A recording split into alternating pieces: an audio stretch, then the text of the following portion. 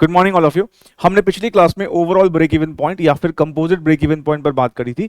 Normal break even point की तरह composite या ओवरऑल ब्रेक इवन पॉइंट के भी हमने दो फॉर्मुलाज देखे थे, एक यूनिट्स में और दूसरा रुपीस में।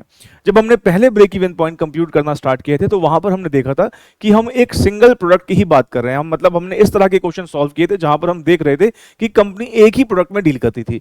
लेकिन अब हम कह रहे हैं कि नहीं, अगर कंपनी मल्टीपल प्रोडक्ट्स में डील करेगी तो कंपनी का एज अ होल मतलब ऑर्गेनाइजेशन एज अ होल अगर हमें ब्रेक इवन पॉइंट कंप्यूट करना हो तो वो किस तरीके से कंप्यूट होगा, वही हमने सीखा। सबसे पहले हमने ओवरऑल ब्रेक इवन पॉइंट को रुपीस में कंप्यूट करना सीखा। फॉर्मूला वही सेम था, बस यहां पर फिक्स कॉस्ट हमें कंबाइंड कंपनी की लेनी थी, मतलब कंबाइंड फिक्स कॉस्ट, और पीवी रेशियो भी मुझे कंपनी एज अ होल मतलब ओवरऑल पीवी रेशियो कंसीडर करनी थी। तो हमने देखा था कि अगर हमें रुपीस में कंप्यूट करना हो ओवरऑल ब्रेक इवन पॉइंट तो हमारा मेन मुद्दा जो कैलकुलेशन वाला है वो कौन सा है, ये डिनोमिनेटर। ये अगर हमें आ जाए तो उसके बाद फिर overall break even point rupees निकालने में कोई दिक्कत नहीं होती। तो हमने पिछली क्लास में कई सारे क्वेश्चंस प्रैक्टिस किए जहां पर हमने ओवरऑल पीवी रेशियो को कंप्यूट करना सीखा था। फिर हमने पिछली क्लास में जाते जाते overall break even point in units पर भी बात करना शुरू किया था। अभी हमने इस पर सिर्फ एक ही क्वेश्चन सॉल्व किया था। जैसे रुपीस में जब हमने बात करी तो मैंने कहा मेन हमें कैलकुलेशन किसका सीखना है, डिनोमिनेटर का। ऐसे ही यूनिट्स में भी अगर हम बात करेंगे तो मेन कैलकुलेशन हमें किसका सीखना है, डिनोमिनेटर का। मतलब हमें यहां पर ओवरऑल कॉन्ट्रीब्यूशन पर यूनिट कैसे कंप्यूट होता है, इस पर ही मेन डिस्कशन करना है। तो आज की क्लास में हम ये ओवरऑल कंट्रीब्यूशन पर यूनिट को और अच्छे से कंप्यूट करना सीखेंगे, और ये अगर हमें आ जाएगा तो फिर overall break even point in units निकालना भी कोई बड़ी बात नहीं रह जाएगी। बिकॉज उसके बाद फिर करना ही क्या है, कंबाइंड फिक्स कॉस्ट जो भी होगी उसको हमें ओवरऑल या एवरेज कंट्रीब्यूशन पर यूनिट से डिवाइड कर देना होगा। नहीं तो आइए फिर आज की क्लास को स्टार्ट करते हैं और हम एवरेज कंट्रीब्यूशन पर यूनिट या फिर ओवरऑल कंट्रीब्यूशन पर यूनिट के कैलकुलेशन को और अच्छे से सीखते हैं। आज की क्लास की शुरुआत हम एक एग्जाम्पल की मदद से कर रहे हैं। आइए पहले वो एग्जाम्पल लिखते हैं। एग्जाम्पल नंबर 1, मान लीजिए हमको दो प्रोडक्ट्स की डिटेल दे रखी है, प्रोडक्ट ए और प्रोडक्ट बी, और इन दोनों प्रोडक्ट्स का मान लीजिए हमें कंट्रीब्यूशन पर यूनिट दे रखा है। मान लीजिए हर एक यूनिट जब हम प्रोडक्ट ए का बेचते हैं तो 4 रुपए का कंट्रीब्यूशन कमाते हैं और प्रोडक्ट बी में 6 रुपए का कमाते हैं। और हमने इन दोनों प्रोडक्ट्स के कितने कितने यूनिट्स बेचे हैं वो भी हमें दे रखा है। 5000 यूनिट्स हमने प्रोडक्ट ए के बेचे हैं और 15,000 यूनिट्स हमने प्रोडक्ट बी के बेचे हैं। और हमसे कहा गया है कि हम एवरेज कंट्रीब्यूशन पर यूनिट निकाल दें। वो एवरेज कंट्रीब्यूशन बोले या ओवरऑल कंट्रीब्यूशन पर यूनिट बोले, एक ही बात है। अब हमने पिछली क्लास में क्या सीखा था, अगर हमें कंपनी का ओवरऑल बेसिस पर एक यूनिट का कंट्रीब्यूशन निकालना हो तो उसके लिए हमें दो चीजें चाहिए कि कंपनी ने सारे प्रोडक्ट्स का मिला के कितना टोटल कंट्रीब्यूशन कमाया है। मतलब यहां पर जैसे दो प्रोडक्ट्स है, प्रोडक्ट ए और बी, इन दोनों से मिला के कंपनी ने टोटल कंट्रीब्यूशन कितना कमाया है, और इन दोनों के मिला के कंपनी ने टोटल कितने नंबर ऑफ यूनिट्स बेचे हैं। जैसे कि हमें यहां पे साफ साफ दिख ही रहा है कि कंपनी ने इन दोनों के मिला के 20,000 यूनिट्स बेचे हैं। तो टोटल यूनिट्स कितने बेचे हैं ये तो हमें पता है। अब हमें क्या निकालना है कि कंपनी ने इन दोनों प्रोडक्ट्स का मिला के टोटल कंट्रीब्यूशन कितना कमाया है। तो जितना भी टोटल कंट्रीब्यूशन निकलेगा उसको हम टोटल नंबर ऑफ यूनिट से डिवाइड कर देंगे। आइए जरा हम पहले टोटल कंट्रीब्यूशन कंप्यूट कर लेते हैं, और उसके लिए हम यहां पर क्या करने वाले हैं, पहले हम यहां पर प्रोडक्ट का ही कॉलम बना लेते हैं। प्रोडक्ट ए, प्रोडक्ट बी,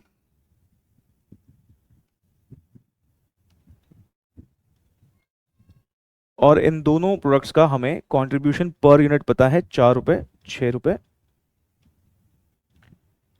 यूनिट्स भी हमको पता है 5,000, 15,000।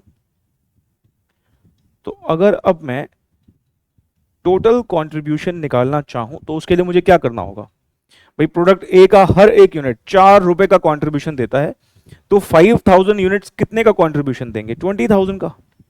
ये 20,000 कैसे आया, 5,000 मल्टीप्लाइड बाय 4।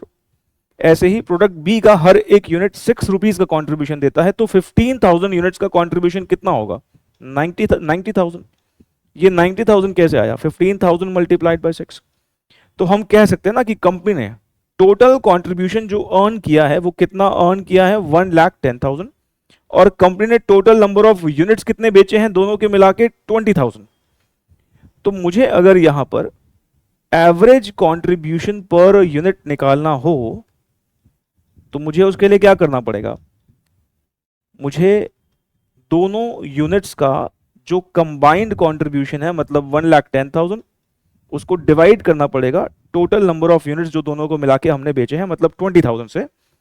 और ये जो आएगा 5.5 रुपए, ये क्या है? ये है एवरेज कंट्रीब्यूशन पर यूनिट। मतलब कंपनी ने ओवरऑल बेसिस पर हर एक यूनिट पर 5.5 रुपए का कंट्रीब्यूशन कमाया है। अगर आपको याद हो तो हमने एक और इसका ऑल्टरनेटिव देखा था, मतलब कुछ बच्चों के दिमाग में ये आ सकता था कि सर जो ये यहां पर कंट्रीब्यूशन पर यूनिट दे रखे हैं 4 और 6, क्यों ना इन दोनों को ही जोड़ के 2 से डिवाइड कर दें, वो भी तो एवरेज है। हाँ, वो भी एवरेज है।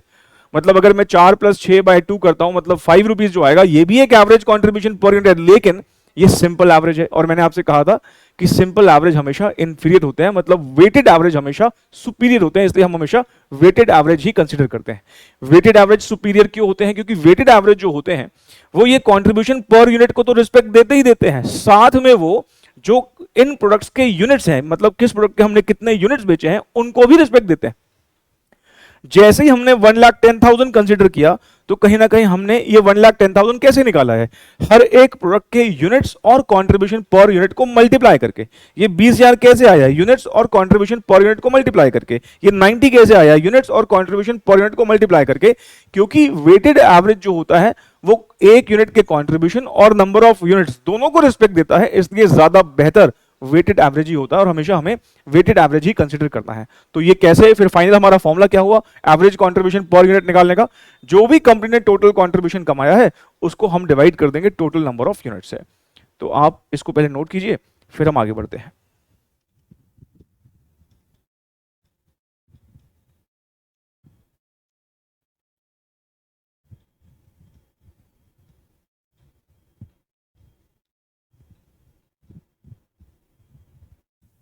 देखिए, एवरेज कंट्रीब्यूशन पर यूनिट निकालने के लिए जरूरी नहीं है कि मुझे हमेशा क्वेश्चन में यूनिट्स की इंफॉर्मेशन दे रखी हो। जैसे कि आप यहां पर देखें, हमें यहां पर यूनिट्स की इंफॉर्मेशन दे रखी थी कि हमने 5,000 यूनिट्स ए के बेचे हैं और 15,000 बी के बेचे हैं। अगर एग्जामिनर चाहे तो ये यूनिट्स की इंफॉर्मेशन को छुपा भी सकता है, मतलब अगर एग्जामिनर चाहे तो ये यूनिट्स की इंफॉर्मेशन ना भी दे। लेकिन अगर वो यूनिट्स की इंफॉर्मेशन नहीं देगा तो वो सेल्स मिक्स रेशियो, मतलब ये दोनों यूनिट्स हमने किस प्रोपोर्शन में बेचे हैं, वो तो उसको बताना ही पड़ेगा। जैसे हम यहां पर देख रहे हैं कि ये जो यूनिट्स हमने बेचे हैं ये कैसे बेचे हैं? 1:3 की रेशियो में बेचे हैं। अगर आप देखोगे तो ये 1 और ये 3 है ना, कितने बेचे हैं? 1:3 की रेशियो में बेचे हैं। 1:3 का क्या मतलब है कि अगर हम 4 प्रोडक्ट्स बेचते हैं सारे मिला के, तो उसमें 1 यूनिट ए का बिकता है और 3 यूनिट बी के बिकते हैं। मान लो हमने अगर 8 बेचे तो 2 ए के बिकते हैं, 6 बी के बिकते हैं। नहीं, तो हमें यहां पर अगर वो सीधे सीधे यूनिट्स नहीं देगा तो कम से कम उसको प्रोपोर्शन तो देना पड़ेगा ना। 1:3 ये भी कह सकते हो कि वो ये भी बोल सकता है कि 25% हमारा ए की सेल होती है और 75% यूनिट्स हमारे बी के बिकते हैं। जैसे आप याद करो, हमने जब एवरेज पीवी रेशियो निकालना सीखा था तो वहां पर हमने ऐसे क्वेश्चंस किए थे ना जहां पर हमें टोटल सेल वैल्यू नहीं दे रखी थी।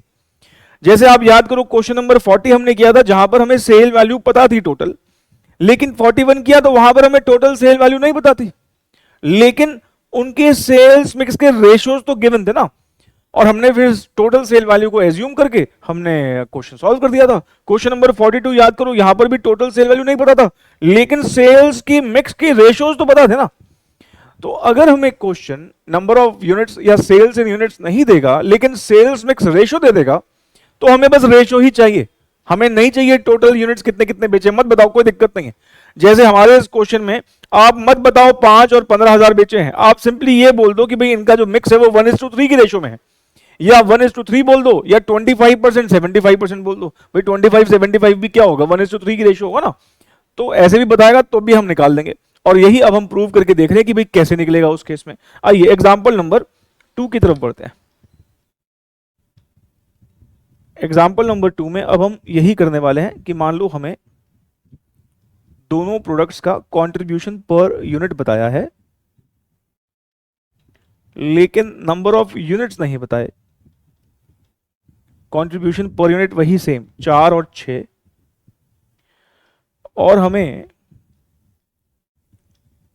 सेल्स मिक्स रेशो बता रखी है 1:3।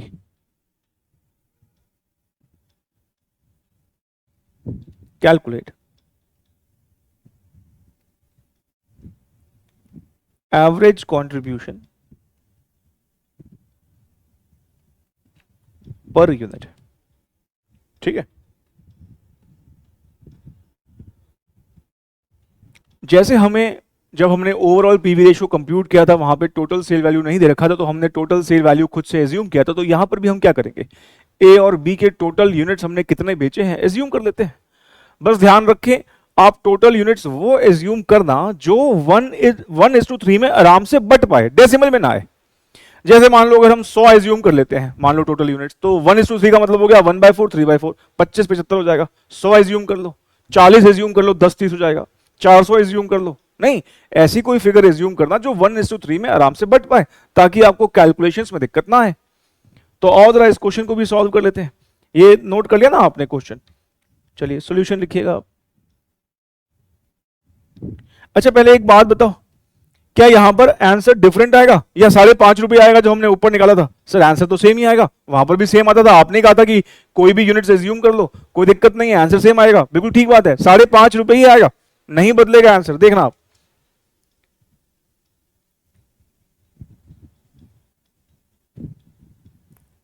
प्रोडक्ट कंट्रीब्यूशन पर यूनिट, दो प्रोडक्ट्स हैं ए और बी, और इन दोनों का कंट्रीब्यूशन हमको पता है 4 और 6 है। यूनिट्स इस बार हमको नहीं दे रखे हैं, तो हम यहां पर क्या कर रहे हैं, हम यहां पर 100 यूनिट्स ये एज्यूम कर रहे हैं। ठीक है ना, ये क्या कर रहा है, हमने एज्यूम किया है।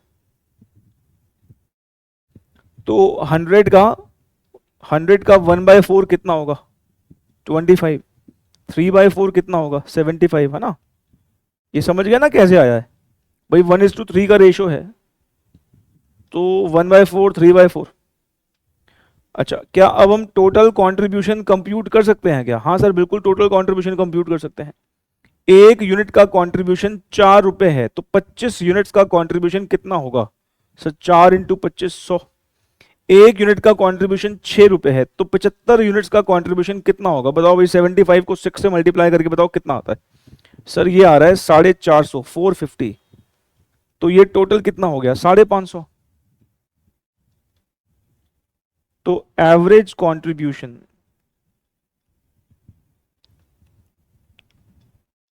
पर यूनिट कैसे निकलेगा? कंपनी का टोटल कंट्रीब्यूशन 550 रुपए का है, कंपनी के टोटल यूनिट्स 100 है, तो आप देख लो अभी भी 5.5 ही आ रहा है। इसका मतलब यह हुआ कि अगर हमें ए और बी, मतलब जो भी प्रोडक्ट्स कंपनी के हैं, उनके अगर अलग अलग यूनिट्स नहीं भी दिए हैं, लेकिन उन दोनों के बीच का जो सेल्स मिक्स रेशियो है कि किस प्रोपोर्शन में कौन सा बेचा है, जैसे 1:3, ये तो बताना जरूरी है ना उसको कि अगर हम 1:3 का मतलब क्या है कि अगर हम 4 यूनिट्स बेचते हैं तो उसमें से एक प्रोडक्ट ए का बिकता है और 3 प्रोडक्ट बी के बिकते हैं, तो ये तो उसको बताना पड़ेगा।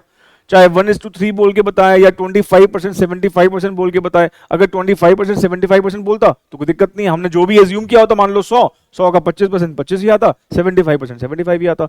और उसके बाद अब क्योंकि हमने बेचे ही 100 यूनिट्स हैं और जिसमें से 25 हमारे ए के हैं, तो 25 यूनिट्स का कॉन्ट्रीब्यूशन 100 रुपए हो गया, और 75 बी के हैं, 75 यूनिट्स का कंट्रीब्यूशन 450 हो गया। तो दोनों को मिला के कितने हमने कंट्रीब्यूशन कमाया, 550 का। 550 टोटल कितने यूनिट्स का कंट्रीब्यूशन है, 100 यूनिट्स का। तो 550 को 100 से डिवाइड करके जो आया वो क्या आया, 5.5 आया। अब एक बच्चे का सवाल आया कि सर यहां पर हमको सेल्स मिक्स रेशियो 1:3 दे रखा था। मैंने कहा हाँ बिल्कुल ठीक है, 1:3 दे रखा था। तो आपने कहा कि ऐसे कोई भी यूनिट्स एज्यूम कर लेना जो आराम से 1:3 में बट पाए। मैंने कहा यही कहा मैंने, तभी हमने 100 एज्यूम किए तो 1:3 की रेशियो में आराम से बढ़ गए। बिल्कुल प्यारी सी फिगर आ गई 25-75 की। तो एक बच्चे ने कहा कि सर जब आपने ही कहा है कि कुछ भी एज्यूम कर सकते हैं, तो 100 भी क्यों एज्यूम करने, 4 ही यूनिट एज्यूम कर लेते हैं। 1 और 3 का टोटल कितना होता है, 4।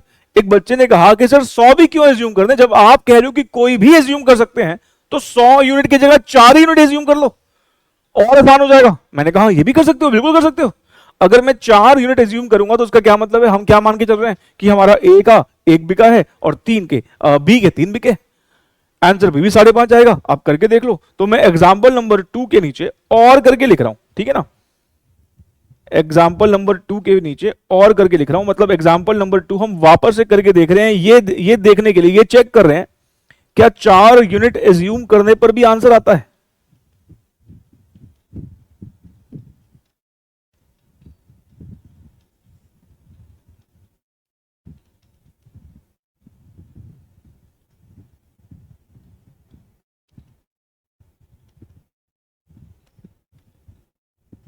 दो प्रोडक्ट्स हैं ए और बी, इसका 4 रुपए, इसका 6 रुपए। इस बार आप कह रहे हो कि सर 100 भी क्यों एज्यूम करना, 4 ही एज्यूम कर लेते हैं। और ये 4 कहां से आया? बच्चे ने कहा सर जो 1:3 का रेशियो दे रखा है, 1 और 3 को टोटल करके 4 कर लो। तो फिर मैंने पूछा कि अगर मान लो 2:5 का रेशियो दे रखा होगा, तो बच्चे ने कहा हम 7 एज्यूम कर लेंगे टोटल यूनिट्स। नहीं कर सकते हैं, क्या दिक्कत है? अब 4 को 1:3 में बांटने से क्या आएगा? 1 और 3 तो आएगा ऑफकोर्स। तो हम ये मान के चल रहे हैं कि हमने प्रोडक्ट ए का 1 ही यूनिट बेचा है, तो उसका कंट्रीब्यूशन 4 रुपए आया होगा। हमने प्रोडक्ट बी के 3 यूनिट्स बेचे हैं, तो उसका कंट्रीब्यूशन 18 रुपए आया होगा। और हमारा टोटल कंट्रीब्यूशन 4 यूनिट्स का 22 रुपए है।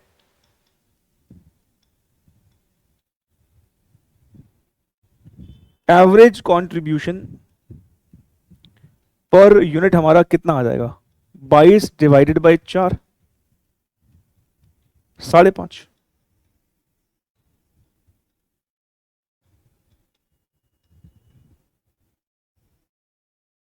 ठीक है,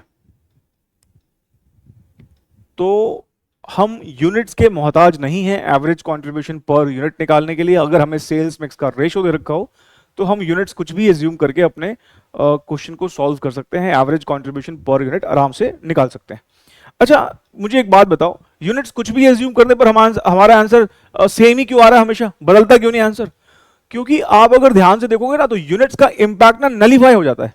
फॉर एग्जाम्पल, जो हम यहां पर टोटल कंट्रीब्यूशन निकालते हैं, मान लो जो 22 रुपए का कंट्रीब्यूशन आया है, ये कहीं ना कहीं न्यूमरेटर में जो हम 22 रुपए ले रहे हैं वो यूनिट से मल्टीप्लाई करके तो आया है। आपने यहां यूनिट से मल्टीप्लाई किया ना, और नीचे फिर यूनिट से डिवाइड भी कर दिया। आप ऊपर वाले एग्जांपल में देखो, जब आपने 25 75 लिए, तो कहीं ना कहीं ये 550 कैसे आया? न्यूमरेटर को, भाई 550 न्यूमरेटर में यूज हुआ है, 25 और 75, इसको 25 से मल्टीप्लाई किया, इसको 75 से मल्टीप्लाई किया, और नीचे फिर 100 से डिवाइड भी तो कर दिया। ऐसे अगर हमने 5 15 लिया, तो ऊपर 5 और 15 से मल्टीप्लाई, लेकिन नीचे फिर डिवाइड भी तो हो गया। तो इसलिए यूनिट्स का इंपैक्ट जो होता है ना, वो नलीफाई हो जाता है।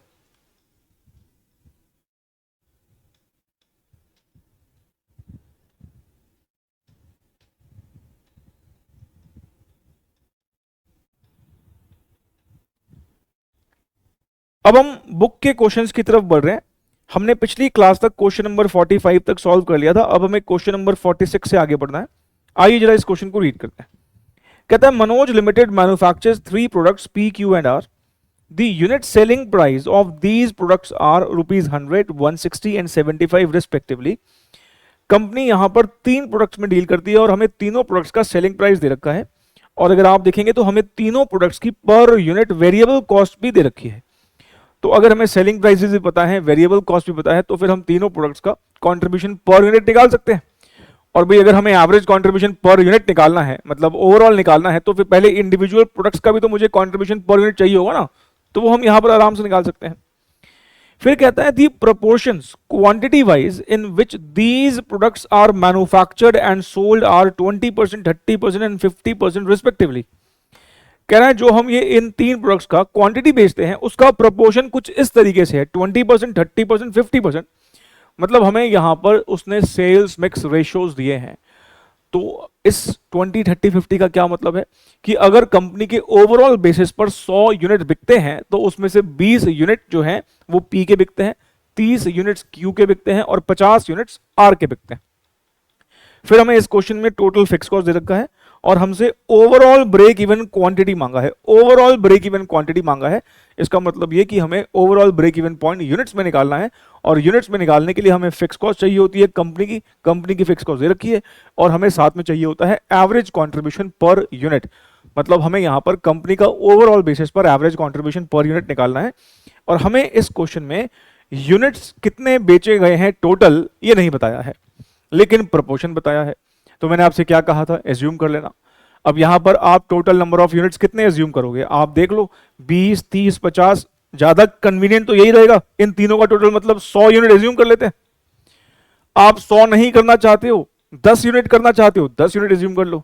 अगर 10 यूनिट एज्यूम करोगे तो 2 यूनिट 10 का 20% कितना होगा, 2 यूनिट पी के 30% मतलब 10 का 30% 3 क्यू के और 5 यूनिट आर के होंगे। लेकिन अगर हम 100 एज्यूम कर लेंगे तो आसानी रहेगी, 20 30 50 आ जाएंगे सीधे सीधे। और आपकी मर्जी है वैसे एज्यूम तो आप कुछ भी कर सकते हैं, ये बात मैंने आपको बताई है। चलिए आइए इस क्वेश्चन नंबर 46 को अब हम सॉल्व करना शुरू कर रहे हैं। सबसे पहले इस क्वेश्चन में इसने हमसे मांगा क्या है, पहले हम उसका फॉर्मूला लिख लेते हैं। इस क्वेश्चन में मांगा गया है overall break even quantity, quantity का मतलब होता है यूनिट्स मांगे हैं, और उसका फॉर्मूला होगा हमारा combined fix cost divided by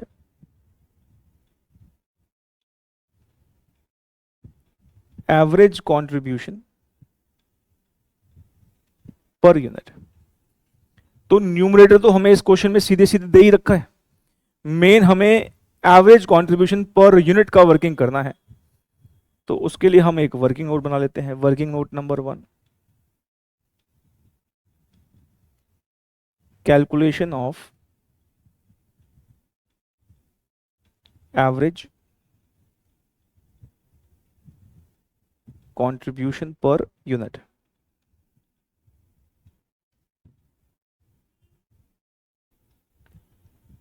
let total number of units sold for 3 products be 100 units।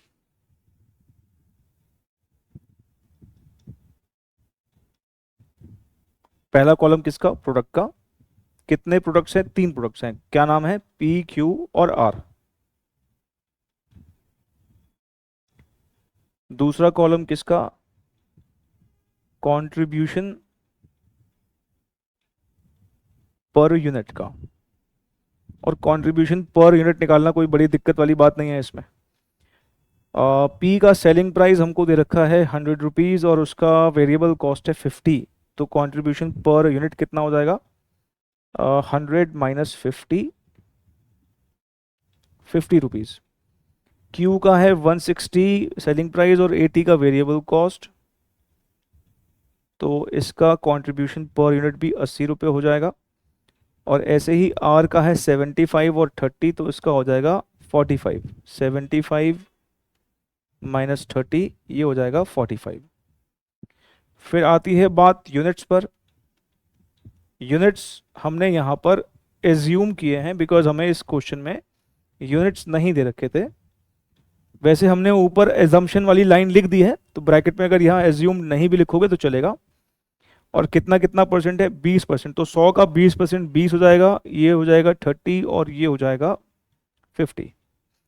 यही अगर आपने मान लो टोटल 10 यूनिट ही एज्यूम किए होते तो फिर कितना होता, 2 3 और 5, 10 का 20% 2 होता, 10 का 30% 3 और 10 का 50% 5। 1000 एज्यूम करते तो अकॉर्डिंगली ये भी फिगर्स बदल जाती। हमने यहाँ पे 100 एज्यूम किए हैं, कन्वीनियंस यहाँ पर 100 में ही थी। चलिए अब हम यहाँ पर टोटल कंट्रीब्यूशन कंप्यूट कर लेते हैं। तो एक यूनिट का कंट्रीब्यूशन पी का 50 रुपए है, तो 20 यूनिट का कंट्रीब्यूशन कितना होगा, 20 को 50 से मल्टीप्लाई करके बताओ भाई। सर ये आ रहा है 1000 रुपये। ऐसे ही 30 यूनिट्स का कंट्रीब्यूशन कितना होगा जब एक यूनिट का 80 रुपये है, तो सर ये 2400 हो जाएगा। ऐसे ही 50 इंटू 45, जरा ये भी बता दो कितना आ रहा है। सर ये आएगा 2250। एक बार प्लीज़ चेक कर लीजिए सारे, क्या यही अमाउंट्स आ रहे हैं। चलिए अब हम इन सबको अगर टोटल कर देते हैं तो ये आ रहा है 5650। पहले आप इतना नोट कीजिए, 5650। और अब हम अपना एवरेज कंट्रीब्यूशन या ओवरऑल कंट्रीब्यूशन कंपनी का पर यूनिट निकाल सकते हैं। एवरेज कंट्रीब्यूशन पर यूनिट, क्योंकि हमने एज्यूम किया है कि कंपनी ने 100 ही यूनिट्स बेचे हैं और 100 यूनिट्स का टोटल कंट्रीब्यूशन कितना है 5650, और क्योंकि 5650 100 यूनिट्स का कंट्रीब्यूशन है तो इसलिए एक यूनिट का कंट्रीब्यूशन कितना हो जाएगा 56.5। बस मेन कैलकुलेशन तो यही होती है। अब तो उसके बाद तो क्या, अब तो बस सीधा फिक्स कॉस्ट से बस डिवाइड करना है और हमारा ये question solve.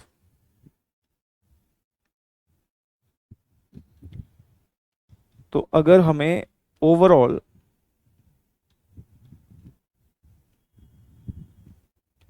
Break even quantity compute करनी हो तो क्या करना पड़ता है, फॉर्मूला तो हम ऊपर लिख ही चुके थे ना, combined fix cost, combined fix cost को डिवाइड करते हैं एवरेज कंट्रीब्यूशन पर यूनिट से। इस क्वेश्चन में हमें कंबाइंड फिक्स कॉस्ट कितनी दे रखी है 14,80,000 की दे रखी है। तो 14,80,000 को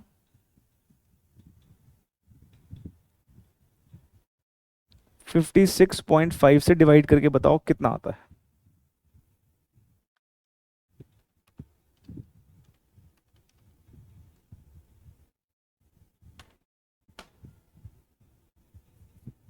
सर ये आ रहा है 26,194.69। तो अगर मैं इसको राउंड ऑफ करूं तो ये हो जाएगा 26,195 यूनिट्स, क्योंकि पॉइंट के बाद 5 से ज़्यादा है, 5 या 5 से ज़्यादा होता है तो हम अपर साइड पे राउंड ऑफ करते हैं, है ना।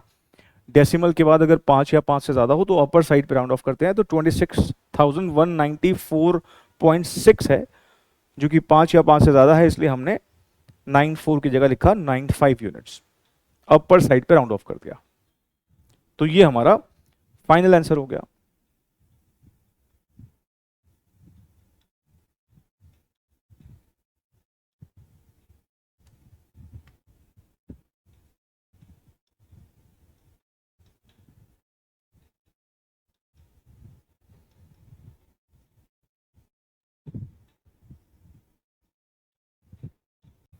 चलिए मैं आपसे एक सिंपल सा सवाल करता हूं, मुझे आप ये बताइए कि जो हमने ये अभी break even point in units निकाला है कंपनी का ओवरऑल 26,195 यूनिट्स, इसका क्या मतलब है, क्या इंटरप्रिटेशन है इसका। सर इसका मतलब ये है कि जब कंपनी पी क्यू और आर तीनों को मिला के 26,195 मतलब 26,195 यूनिट्स बेच लेती है तो कंपनी का ब्रेक इवन अचीव होता है। मतलब आप ये बात मानते हो कि इस 26,195 यूनिट्स में तीनों ही प्रोडक्ट का एफर्ट है। भाई पी क्यू और आर, क्योंकि हम ये 3 प्रोडक्ट्स में डील कर रहे हैं तो तीनों को मिलाकर जब हम 26,195 यूनिट्स बेचते हैं तो हमारा ब्रेक इवन अचीव होता है। तो मान लो मैं आपसे अगर ये सवाल करूं कि बताओ इस 26,195 में कितना इंडिविजुअल क्वांटिटी पी का है, कितना क्यू का है, कितना आर का है, तो वो भी तो निकालना हमें आना चाहिए। भाई इसमें तीनों है ये तो बताइए, क्योंकि हम 3 प्रोडक्ट्स में डील कर रहे हैं। कौन कौन से 3? पी क्यू और आर। इसका मतलब जो हमने 26,195 यूनिट्स बेचे हैं इसमें पी क्यू और आर तीनों होंगे। फॉर एग्जाम्पल यहां पर हमें पता है कि जैसे ही हम 100 यूनिट्स बेचते हैं तो ये 100 यूनिट किसी एक के थोड़ी है, तीनों के हैं। इसमें 100 में से 20 यूनिट्स पी के हैं, 30 क्यू के हैं और 50 आर के हैं। अगर यही 1000 बेचे हो तो 200 पी के हो जाएंगे और 300 क्यू के हो जाएंगे और 500 आर के हो जाएंगे। और यही अगर 10,000 बेचे होंगे तो फिर कितना, 2,000, 3,000, 5,000। तो जब 26,195 अगर हमने यूनिट्स बेचे होंगे तो माना वहां हमारा ब्रेक इवन आया है। पर इस 26,195 में कितने यूनिट्स पी क्यू और आर के हैं ये भी तो हम निकाल सकते हैं ना फर्दर। हमें प्रोपोर्शन पता है। तो मैं अगर 20 जैसे मैं कहता हूं मैं 100 बेचता हूं तो उसका 20% पी है, 30% क्यू है और 50% आर है। तो 26,195 को भी अगर मैं चाहूं तो 20, 30, 50 की रेशो में अगर बांट दूं तो मेरे पास पी क्यू और आर का इंडिविजुअल क्वांटिटी भी आ जाएगा। आने वाले क्वेश्चंस में वो हो सकता है कि कंपोजिट या ओवरऑल ब्रेक इवन पॉइंट के क्वेश्चंस में ये भी पूछ ले कि बताओ इसमें से कितना कितना अलग अलग प्रोडक्ट्स का इंडिविजुअल क्वांटिटी है, तो वो भी हमें निकालने आना चाहिए। इस क्वेश्चन में नहीं मांगा है, यहां तो सिर्फ इसने ओवरऑल ब्रेक इवन क्वांटिटी मांगी थी, हमने कंप्यूट कर दी। मैं आपको एक छोटा सा एग्जांपल और देता हूं। मान लो सपोज मैं आपसे ये कहता हूं कि जो मारुति है ना वो 2 ही गाड़ियों में डील करती है, हालांकि उनकी ऑफकोर्स बहुत ज्यादा गाड़ियां वो बना के बेचते हैं, लेकिन मैंने कहा अभी एग्जांपल के तौर पर मान लो मारुति 2 ही गाड़ियों में डील करती है, एक वेगनार और दूसरी मान लो स्विफ्ट। और इनका डिमांड का स्ट्रक्चर गाड़ियों का कुछ ऐसा है कि जब भी मारुति की 10 गाड़ियां बिकती हैं तो मान लो 6 गाड़ियां वेगनार की बिकती हैं और 4 गाड़ियां स्विफ्ट बिक जाती हैं। मतलब अगर मान लो किसी पर्टिकुलर पीरियड में मारुति ने 10,000 कार्स बेची तो 6,000 गाड़ियां उसमें से वेगनार की बिकी होंगी और 4,000 स्विफ्ट की बिकी होंगी। और मान लो मैं आपसे कहता हूं कि कंपनी का जो ब्रेक इवन पॉइंट है ना वो 1 लाख गाड़ियां बेच के आता है। अगर कंपनी का ब्रेक इवन पॉइंट 1 लाख गाड़ियां बेच के आता है तो उस 1 लाख में सारी की सारी वेगनार थोड़ी होंगी और ना ही सारी की सारी स्विफ्ट होंगी, दोनों ही होंगी ना, क्योंकि हर 10 में से 6 4 बिक रही हैं, 60-40 का प्रोपोर्शन हो गया। तो अगर हमारा ब्रेक इवन 1 लाख गाड़ियां बेच के आता है तो हम कह सकते हैं ना कि 60,000 गाड़ियां उसमें से वेगनार की बिकी होंगी और 40,000 गाड़ियां जो है वो स्विफ्ट बिकी होंगी। ऐसा तो हम नहीं कर रहे ना कि जब तक हमारा ब्रेक इवन नहीं आएगा हम वेगनार ही बेचते जाएंगे, 1 लाख गाड़ियां पहले वेगनार की बेचेंगे उसके बाद ही स्विफ्ट करें शुरू करेंगे, ऐसा नहीं पॉसिबल। जब हमारे पास कस्टमर दोनों के आ रहे हैं और दोनों के कस्टमर एक प्रोपोर्शन में आ रहे हैं, भाई हर एक कंपनी के प्रोडक्ट्स कुछ ऐसे भी होंगे जो बहुत ज्यादा पॉपुलर होंगे, कुछ कम पॉपुलर होंगे, कुछ बिल्कुल ही पॉपुलर नहीं होंगे जो बाद में शायद बंद ही करने पड़ जाए। जैसे मारुति ने कितनी गाड़ियां पीछे लॉन्च करी होंगी जो नहीं ज्यादा चली, जो नहीं ज्यादा बिकी, उनको अल्टीमेटली बंद कर दिया गया। तो हमें यह ध्यान रखना है कि जब भी हमारे पास कस्टमर्स आते हैं वो हमारे प्रोडक्ट के डिमांड के अकॉर्डिंगली आते हैं। अब जैसे यहां पर हमारे प्रोडक्ट्स की डिमांड, जो हम ये क्वेश्चन देख रहे थे, यहां पे प्रोडक्ट्स की डिमांड किस रेशियो में है, 20-30-50। हमारा आर सबसे ज्यादा बिकता है, 100 यूनिट्स बेचते हैं तो 50 तो हमारे आर के ही होते हैं नहीं। तो अब हमें यही करना है कि जो ये 26195 यूनिट्स है, हमें इसको एलोकेट करना है, पी इसमें से कितना है, क्यू कितना है और आर कितना है, और वो बेसिकली हम क्या करेंगे, इनके सेल्स मिक्स के रेशियोज में इसको हम डिस्ट्रीब्यूट कर देते हैं। तो अब जो मैं आपको लिखवा रहा हूं ये सिर्फ अंडरस्टैंडिंग के लिए है, इस क्वेश्चन में फिलहाल नहीं मांगा है, आगे जाके वो पक्का हो सकता है कि हमारे क्वेश्चन की रिक्वायरमेंट हो, लेकिन अभी के लिए अब आप क्या लिख रहे हैं, लिखिएगा पहले तो ओनली फॉर अंडरस्टैंडिंग।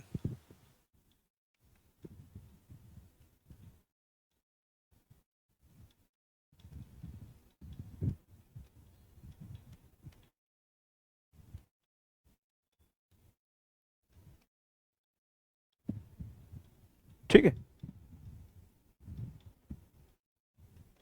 और लिखिएगा overall break even point units में जो हमारा है कितना था, 26195 यूनिट्स। अगर हमें इसको डिस्ट्रीब्यूट करना हो, किस किस में डिस्ट्रीब्यूट करना है, पी क्यू और आर में, तो वो कैसे करेंगे,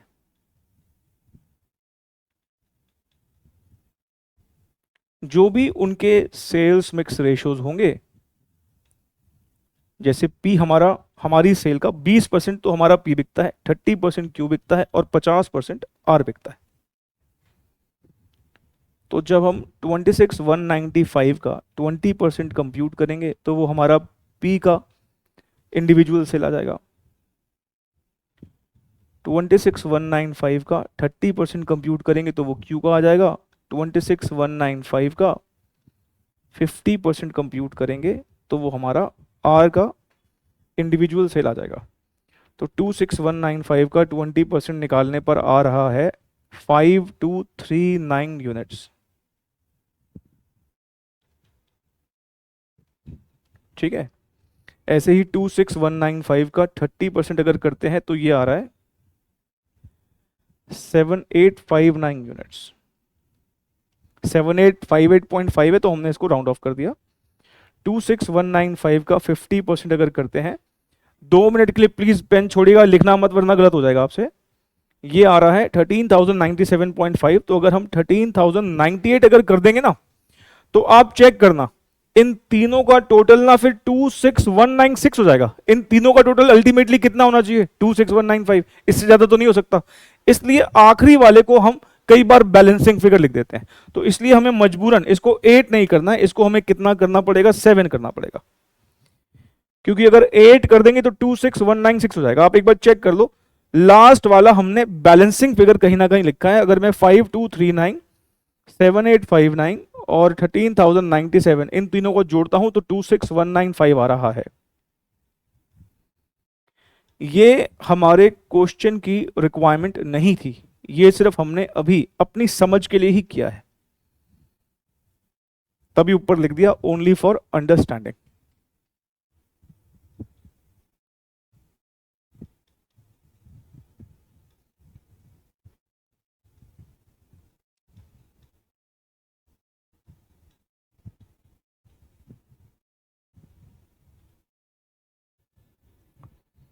अगला क्वेश्चन जो अब हम सॉल्व कर रहे हैं वो है 47। ये क्वेश्चन हमारे एग्जाम का है और बिल्कुल इससे मिलता जुलता क्वेश्चन हमारे इंस्टीट्यूट ने स्टडी मैट में भी डाल रखा है, इसलिए ये क्वेश्चन हम कह सकते हैं कि इंपॉर्टेंट क्वेश्चन है। A company sales two products J and K, the sales mix is 4 units of J and 3 units of K। इसका मतलब इसने हमें सेल्स मिक्स रेशियो दे दिया 4:3। अच्छा, अगर हमें यहां पर मान लो यूनिट्स एज्यूम करने होंगे तो हम कितने एज्यूम करेंगे? ऐसी कोई भी फिगर एज्यूम कर लेना जो 7 से डिवाइड हो जाए। 70 भी एज्यूम कर सकते हो, 7000 भी एज्यूम कर सकते हो, 700 भी एज्यूम कर सकते हो, और इवन 7 सिंपली 7 भी एज्यूम कर सकते हो ना। तो कुछ भी कर सकते हैं एज्यूम, ये बात आपको समझ में आ ही चुकी है। और दोनों हमें प्रोडक्ट्स का कंट्रीब्यूशन मार्जिन मतलब कंट्रीब्यूशन पर यूनिट दे रखा है 44J and 24K। Fix cost हमें दे रखी है 3,08,000 रुपए, और इसने ध्यान रखे हमसे मांगा क्या है, compute the individual break even quantity of product J and product A। अब ना कुछ बच्चों के दिमाग में ये आ सकता है कि शायद ये इंडिविजुअल ब्रेक इवन पॉइंट का क्वेश्चन है। ये अगर इंडिविजुअल ब्रेक इवन पॉइंट का क्वेश्चन होता, मान लो प्रोडक्ट जे का अलग निकल सकता होता, प्रोडक्ट के का अलग निकल सकता होता, तो उस केस में ना प्रोडक्ट जे और के का फिक्स्ड कॉस्ट भी अलग अलग मुझे बताया होता। इस क्वेश्चन में अगर आप देखोगे तो क्वेश्चन ने ये मुझे इनडायरेक्ट हिंट दिया है कि ये क्वेश्चन कंपोजिट या ओवरऑल ब्रेक इवन पॉइंट का ही है। कैसे हिंट दिया है? इसने मुझे फिक्स कॉस्ट एक ही बताई है, यहां पे कोई मुझे दो फिक्स कॉस्ट नहीं बताई है, प्रोडक्ट जे की अलग है, प्रोडक्ट के की अलग है, इसने एक ही फिक्स कॉस्ट बताई है। अगर इसने एक ही फिक्स कॉस्ट बताई है, इसका मतलब पहले हमें यहां पर इस कंबाइंड फिक्स कॉस्ट की मदद से overall break even point in units निकालना पड़ेगा, और फिर उस ओवरऑल ब्रेक इवन पॉइंट को हम बाइफरकेट कर देंगे इंडिविजुअल निकालने के लिए, इंडिविजुअल क्वांटिटीज निकालने के लिए। जैसे जो हमने अभी अभी क्वेश्चन किया, हमने ओवरऑल ब्रेक इवन निकालने के बाद उसको बाइफरकेट कर दिया ना। हो सकता है ना ओवरऑल अगर मैं कंबाइंड ब्रेक इवन पॉइंट निकाल दूं कंपनी का, तो उसके बाद अगर मैं इंडिविजुअल निकालना चाहूं तो निकाल सकता हूं अगर मेरे पास सेल्स मिक्स रेशियो है। तो ये क्वेश्चन पहले तो आप इस बात को समझें, कई बच्चों के दिमाग में ये कंफ्यूजन सी आ जाती है कि ये क्वेश्चन जो हमने पहले प्लेन ब्रेक इवन पॉइंट सीखे थे सिंपल वाले, ये वो वाला क्वेश्चन है ना। अगर ये वो होता तो आपको प्रोडक्ट जे और प्रोडक्ट के की अलग अलग फिक्स कॉस्ट दे रखी होती, फिर हम जे की फिक्स कॉस्ट को कंट्रीब्यूशन जे के कंट्रीब्यूशन पर यूनिट से डिवाइड कर दे और के फिक्स कॉस्ट को के कंट्रीब्यूशन पर यूनिट से डिवाइड कर दे। पर यहां पर ऐसा है ही नहीं, यहां पे हमें कंबाइंड फिक्स कॉस्ट दे रखी है। अगर कंबाइंड फिक्स कॉस्ट दे रखी है तो आप समझ के चलें कि हमें यहां पर फिर ओवरऑल ब्रेक इवन पॉइंट ही निकालना पड़ेगा कंपनी का, और उस ओवरऑल ब्रेक इवन पॉइंट को हम बाइफरकेट कर सकते हैं जे और के में उनके सेल्स मिक्स रेशियो में, जो कि हमें यहां दे भी रखे हैं 4:3। नहीं तो हमारा पहला तो यहां पर कैलकुलेशन किसका होगा, वही एवरेज कंट्रीब्यूशन पर यूनिट निकालना, पहले तो वही निकालना है। तो आइए फिर इस क्वेश्चन को भी हम सॉल्व कर लेते हैं। क्वेश्चन नंबर है 47।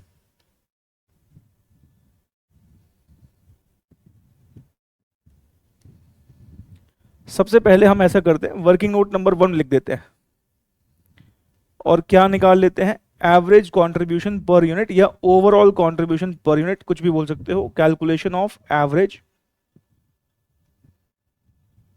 Contribution per unit.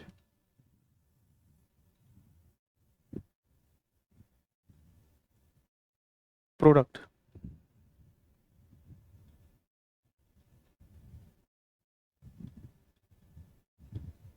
Contribution per unit, units contribution. दो प्रोडक्ट कौन कौन से हैं, जे एंड के। कंट्रीब्यूशन पर यूनिट हमें कितना दे रखा है, 40 एंड 20, 40 एंड 20। हमें यहां पर सेल्स मिक्स बता रखा है 4 यूनिट जे 3 यूनिट के। इसका मतलब जब भी कंपनी 7 यूनिट्स बेचती है, 4 जे के बिकते हैं, 3 के बिकते हैं। तो फिर कन्वीनियंस के लिए 7 ही एज्यूम कर लेते हैं, क्या जरूरत है 70 या 700 या 7,000 एज्यूम करने की, 7 ही एज्यूम कर लेते हैं, आसान रहेगा। 4 और 3 का टोटल जो है ये हमारे 4, ये हमारे 3, तो हमने ये मान लिया कि हमारे टोटल 7 ही यूनिट बिकते हैं, और जिसमें से 4 जे के हैं 3 के हैं, तो 4 यूनिट का कंट्रीब्यूशन कितना हो जाएगा, 160, और के 3 यूनिट्स का कंट्रीब्यूशन कितना हो जाएगा, 60। टोटल हमारा कितना हो गया, 220।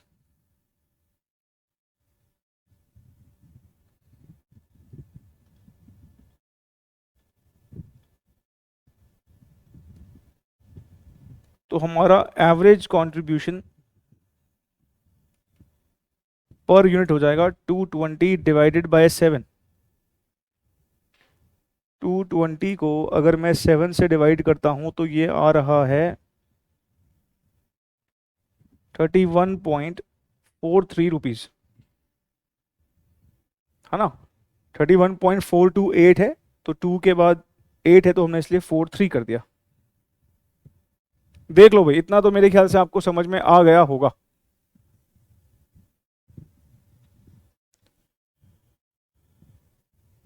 और अब हम क्या कर लेते हैं, अब हम पहले overall break even point in units निकाल लेते हैं।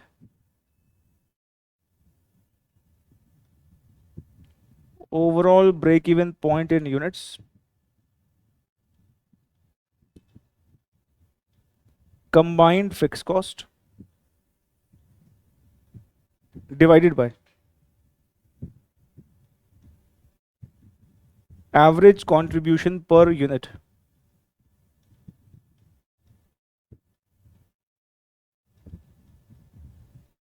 कंबाइंड फिक्स कॉस्ट दे रखी है 3,08,000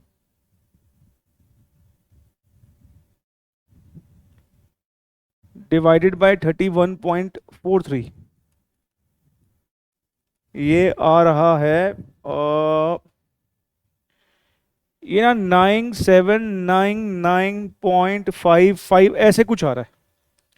तो इसको ना मैं अगर अप्रोक्सीमेट कर लेता हूं तो ये 9800 हो जाएगा। एक बार चेक कर लो आप, है ना। तो ये अप्रोक्सीमेटली कितना हो गया, 9800 यूनिट्स। अप्रोक्सीमेटली 9800 यूनिट्स हो गया। बीच में मैंने ये किसका साइन लगाया है, चिड़िया क्या है, सिमिलर का sign. 9799.55 is similar to 9800 units.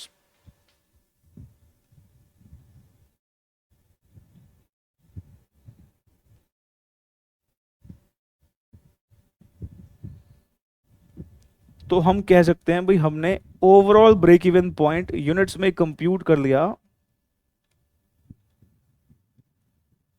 9800 units. अब लेकिन ना इसने मुझसे ओवरऑल तो मांगा ही नहीं था, इसने तो मुझसे क्या मांगा है, इसने तो मुझसे इंडिविजुअल ब्रेक इवन क्वांटिटी मांगी है प्रोडक्ट जे की और प्रोडक्ट के की। तो इंडिविजुअल कैसे करोगे आप, सर इनके सेल्स मिक्स रेशियो में डिस्ट्रीब्यूट कर देंगे, और क्या। मतलब हम इसको प्रोडक्ट जे और प्रोडक्ट के और रेशियो क्या है 4:3, तो 9800 का 4/7, 9800 का 3/7।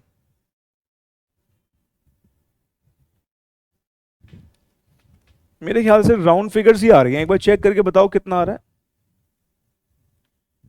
सर ये आ रहा है 5600 यूनिट्स और ये आ रहा है 4200 यूनिट्स। ठीक है, तो ये हमारा फाइनल सॉल्यूशन हो गया। अब आप में से कुछ बच्चों के दिमाग में एक सवाल आ रहा होगा, मैं उसका जवाब देता हूं, पहले आप इसको नोट कर लो।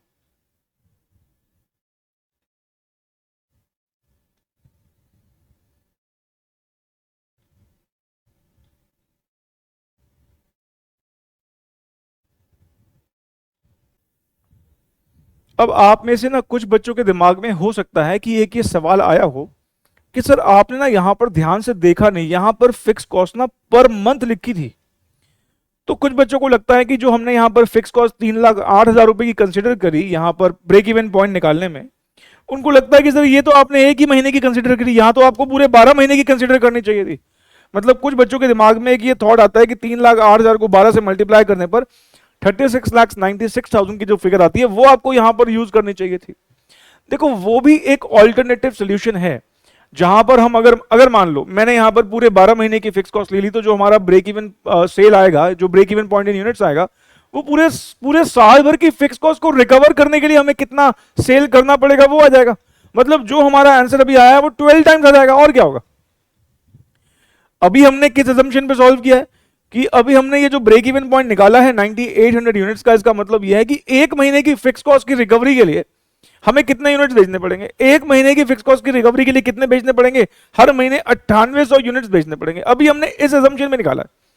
जो आप दिमाग में सोच रहे हैं कि अगर हम यहां पर एनुअल फिक्स कॉस्ट ले तो क्या वो गलत हो जाएगा, नहीं गलत नहीं है, वो एक ऑल्टरनेटिव सोल्यूशन है। तो सर फिर आपने वो क्यों नहीं किया, 12 महीने की फिक्स कॉस्ट क्यों नहीं ली। अब होता क्या है ना, हमारा इंस्टीट्यूट जैसे आंसर चाहता है हम कोशिश करते हैं हम वैसे ही निकालें। होता क्या है ना कि जो पेपर चेक करने वाले होते हैं कई बार ना वो ज्यादा दिमाग नहीं लगाते, उनके सामने जैसा आंसर होता है वो वैसा ही टिक कराते हैं। अब क्योंकि हमारे इंस्टीट्यूट ने मंथली फिक्स कॉस्ट को कंसीडर करते हुए आंसर को सॉल्व किया है, तो जब इंस्टीट्यूट मान लो ये क्वेश्चन कभी एग्जाम में पूछेगा तो जब उसके गाइडलाइन आंसर्स निकल के आएंगे तो वो अपने इंस्टीट्यूट के स्टडी मैट के अकॉर्डिंगली आएंगे, मतलब वो मंथली कॉस्ट के बेसिस पे आएंगे। मतलब जो इंसान आपका पेपर चेक कर रहा होगा उसके हाथ में वो मंथली कॉस्ट वाला ही आंसर होगा। और अगर उसकी समझ, मतलब कई बार होता है कि वो बिल्कुल लकीर के फकीर जैसे जो लिखा है अगर वैसा ही होगा तो आंसर दे देंगे, जो कि गलत है। कायदे से अगर बच्चे ने किसी और ऑल्टरनेट तरीके से किया है और जो बिल्कुल लॉजिकल और ठीक है, पूरे नंबर मिलने चाहिए। इंस्टीट्यूट भी ऐसा ही बोलता है कि अगर बच्चे ने अगर सजेस्टेड के अलावा किसी और आंसर किसी और टेक्निक से किया है जो कि लॉजिकल है, नंबर पूरे देने चाहिए। पर वो ऑल्टरनेटिव लॉजिकल तरीका चेक करने वाले को भी तो बताओ अगर उसे ही नहीं आता होगा तो कैसे नंबर आ जाएंगे। कई बार मैंने देखा है कि बहुत बच्चों का नुकसान हुआ उसमें, इंस्टीट्यूट के आंसर के अगर हम थोड़ा सा भी अलग जाते हैं नंबर काट लिए जाते हैं, जो कि बिल्कुल ही गलत है। तो इसलिए ना हम चाहते ही नहीं कि भाई हम इंस्टीट्यूट की एजम्पशन के अलावा कोई एजम्पशन फॉलो करें। हमारा इंस्टीट्यूट मंथली कॉस्ट को कंसीडर करते हुए ये क्वेश्चन सॉल्व करता है, तो हमने कहा ठीक है कोई बात नहीं, हम भी मंथली कॉस्ट कंसीडर कर लेंगे, हमें क्या पड़ी है 12 से मल्टीप्लाई करने की।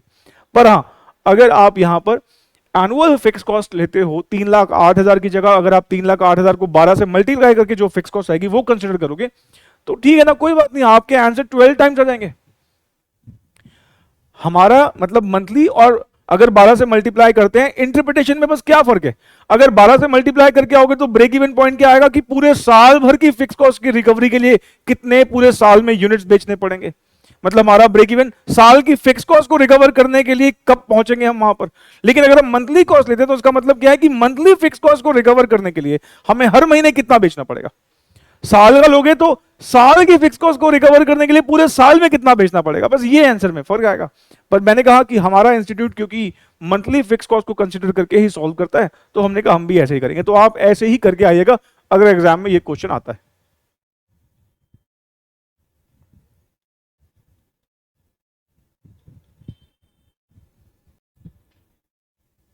अब जो आप अगला क्वेश्चन देखोगे ना, आप देखोगे इंस्टीट्यूट ने बिल्कुल कॉपी पेस्ट कर रखा है स्टडी मैट में। ये जो हमने 47 किया ये इंस्टीट्यूट के एग्जाम का क्वेश्चन है, और जो 48 नंबर है ये इंस्टीट्यूट के स्टडी मैट का क्वेश्चन है। आप देखोगे सारी डिटेल्स है, मैं बस फिक्स कॉस्ट उसने डबल कर दी है।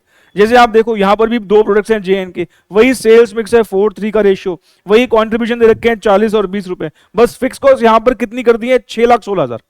ऊपर फिक्स कॉस्ट कितनी थी 3,08,000, 3,08,000 का कितना कर दिया डबल, और क्वेश्चन नया हो गया। लेकिन आप भी जानते हो सारी इंफॉर्मेशन सेम ही है। अच्छा, अब बस आपको यहां पर एक बात का ध्यान रखना है कि जब आप 6,16,000 को डिवाइड करोगे, क्योंकि इंफॉर्मेशन तो 47 जैसी है, तो 47 में हमने कितना कंट्रीब्यूशन निकाला था, एवरेज कंट्रीब्यूशन 31.43 आएगा। तो जब आप घर पे इस क्वेश्चन को ट्राई करोगे और 6,16,000 को 31.43 से डिवाइड करोगे ना, तो आपका जो आंसर है ना वो कुछ आएगा कुछ इस तरीके से 31.43 आएगा। तो ये आ रहा है कुछ 19,599.1 आएगा। कायदे से इसको 19,599 रहने देना चाहिए, पर हमारे इंस्टीट्यूट ने ना इसको अप्रोक्सीमेटली 19,600 ले लिया। मतलब जो हमने यहां पे निकाला था 9,800 इसका डबल नहीं। तो आप भी क्या करना, क्योंकि हमारे इंस्टीट्यूट का स्टडी मैट का क्वेश्चन है सेम आएगा, अगर एज इट इज आएगा तो आप 19,600 ही कंसीडर करके मतलब ब्रैकेट में लिख देना अप्रोक्सीमेटली 19,600 लिखना, और ब्रैकेट में क्या लिख देना अप्रोक्सीमेटली, जैसे हमने यहां पे लिखा है। ठीक है, तो बस ये एक फर्क आएगा, बाकी सेम क्वेश्चन है। बस आपको यहां पर 6,16,000 को डिवाइड करना है। आप बस ध्यान रखिए कि आप मतलब एक राउंड फिगर लेके 19,600 लेके इसको सॉल्व कर देना। तो क्वेश्चन नंबर जो ये वाला है 48 है ना, कौन सा है, इसको मैं होमवर्क में फिर दे दूं ना। हाँ सर बिल्कुल, ये लो जी होमवर्क लिखो इसको। अगला क्वेश्चन जो हम सॉल्व कर रहे हैं क्वेश्चन नंबर 49, ये क्वेश्चन भी हमारे इंस्टीट्यूट के स्टडी मटेरियल का क्वेश्चन है, तो हमारे एग्जाम में एज इट इज आ सकता है। आइए जरा इसको रीड करते हैं। कहता है PL creates and markets two goods. कह रहा है कोई कोई पीएल लिमिटेड कोई कंपनी होगी जो कि दो गुड्स बनाती है और बेचती है। Compared to the N which sales for rupees 15 रुपए पर यूनिट। एन यहां पे कोई प्रोडक्ट होगा जो 15 रुपए का बिकता है and has a total variable cost of 4.5 per unit. उसकी वेरिएबल कॉस्ट भी दे रखी है। दी एम मतलब एक और प्रोडक्ट है, the M has a total variable cost per unit of 2.94 and is priced at rupees 7। मतलब एक और प्रोडक्ट है एम जिसका वेरिएबल कॉस्ट 2.94 का है और उसका प्राइस मतलब उसका सेलिंग प्राइस 7 रुपए। इसका मतलब दो प्रोडक्ट दे रखे हैं एन और एम, दोनों का वेरिएबल कॉस्ट पता है, दोनों का सेलिंग प्राइस पता है, तो दोनों का कंट्रीब्यूशन पर यूनिट आप निकाल सकते हो। उसके बाद बोलता है according to the marketing division prediction. किसी भी कंपनी का जो मार्केटिंग डिपार्टमेंट होता है वो सेल्स के लिए रिस्पॉन्सिबल होता है। कहना जो इस कंपनी का मार्केटिंग डिवीजन है उसकी प्रेडिक्शन है कि 1 unit of M will be sold for every 5 units of M. कहता है अगर हमारे एम के 5 यूनिट बिकते हैं तो एन का एक बिकता है। इसका मतलब जो हमने 6 यूनिट्स बेचे हैं उसमें से एक एन का होगा और 5 एम के होंगे। मतलब एन और एम के बीच में सेल्स मिक्स रेशियो जो है वो 1:5 का है। ठीक है, अब अगली जो लाइन लिखी है ना, अगला जो सेंटेंस है उससे क्लियर हो गया कि ये question overall break even point का ही है। कैसे? इसने हमें total fixed cost for the organisation बताई है। मतलब पूरी ऑर्गेनाइजेशन की, पूरी कंपनी की फिक्स कॉस्ट 36,000 है। अगर मुझे कंबाइंड फिक्स कॉस्ट कंपनी की दे रखी होगी तो मैं उसकी मदद से तो कंबाइंड ब्रेक इवन पॉइंट ही निकाल पाऊंगा नहीं। और उसके बाद फिर लेकिन उसने बोला है कि हमें इंडिविजुअल ब्रेक इवन क्वांटिटी भी चाहिए एन और एम की, कोई दिक्कत नहीं है। हमें पता है आप तो पहले overall break even point in units निकालेंगे और उसके बाद एन और एम में उसको डिस्ट्रीब्यूट कर देंगे उनके सेल्स मिक्स रेशियो मतलब 1:5 के रेशियो में। मेरे ख्याल से कर सकते हैं इसको भी, नहीं? आओ जरा फटाफट सॉल्व कर लेते हैं इस क्वेश्चन को।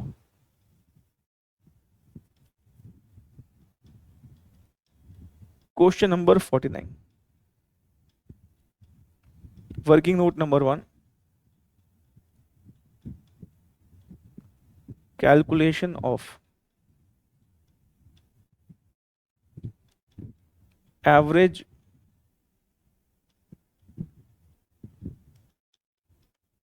contribution per unit।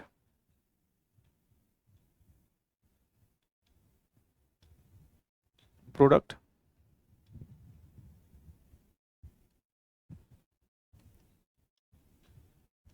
contribution per unit, units, और फिर हमारा कंट्रीब्यूशन। दो प्रोडक्ट्स हैं, पहले एन है और बाद में एम है। एन का सेलिंग प्राइस 15 रुपीज का है और उसका वेरिएबल कॉस्ट जो है वो 4.5 रुपये है। तो ये एक यूनिट का कंट्रीब्यूशन आ गया 10.5। एम का सेलिंग प्राइस 7 रुपीज का था, ये रखा हुआ 7 रुपये और 2.94 का इसका वेरिएबल कॉस्ट है। तो इसका आ जाएगा ये 4.06 यूनिट्स। हम यहां पर क्या एज्यूम करें बताओ भाई? सर 1:5 का रेशियो है तो 6 ही एज्यूम कर लेते हैं। ठीक है भाई, ये लो 6 यूनिट हमने यहां पर इसके एज्यूम कर लिए। तो रेशियो है 1 और ये 5, 1:5। तो ये हो जाएगा 10.5 और दूसरे वाले का हो जाएगा 4.06 मल्टीप्लाइड बाय 5, 20.3। और हमारा टोटल कंट्रीब्यूशन इन 6 यूनिट्स का आएगा 30.8।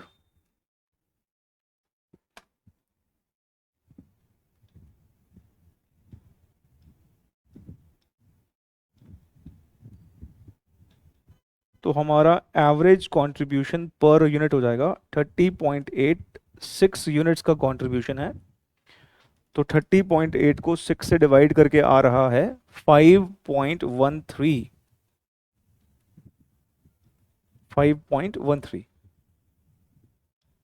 इतना आप देखो भी, समझ में आया आपको सब कुछ? बस एवरेज कंट्रीब्यूशन निकल जाने के बाद तो अब कुछ बचा ही नहीं है। अगर हमको overall break even point units में कंप्यूट करना होगा तो हम क्या करेंगे अब? जो भी हमारी कंबाइंड फिक्स कॉस्ट होगी उसको एवरेज कंट्रीब्यूशन पर यूनिट से डिवाइड कर देंगे। कंबाइंड फिक्स कॉस्ट हमें इस क्वेश्चन में गिवन है 36,000 की, ये रही। तो 36,000 को 5.13 से डिवाइड करो। सर ये आ रहा है 7017.5 आ रहा है। तो मैं इसको 7018 यूनिट्स कर देता हूँ, ठीक है ना, अप्रोक्सीमेट कर दिया मैंने इसको।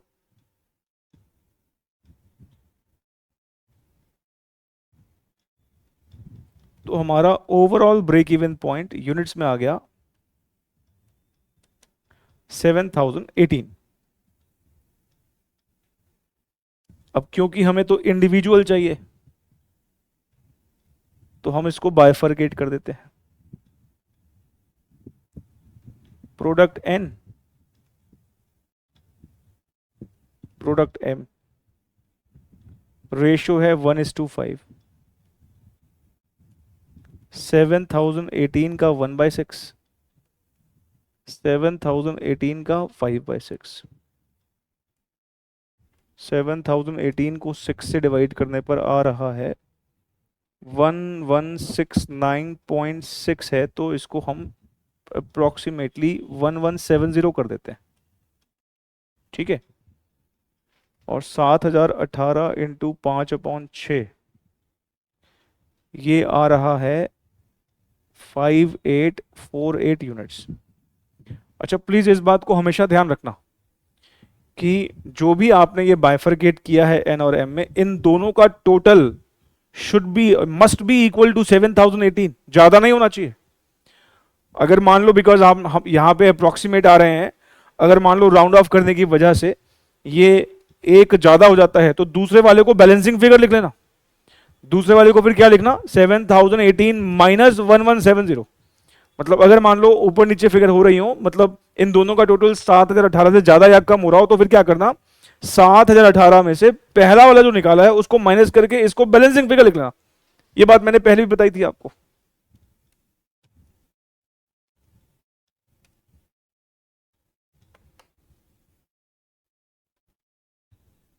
तो इसको भी अब आप नोट कर लो।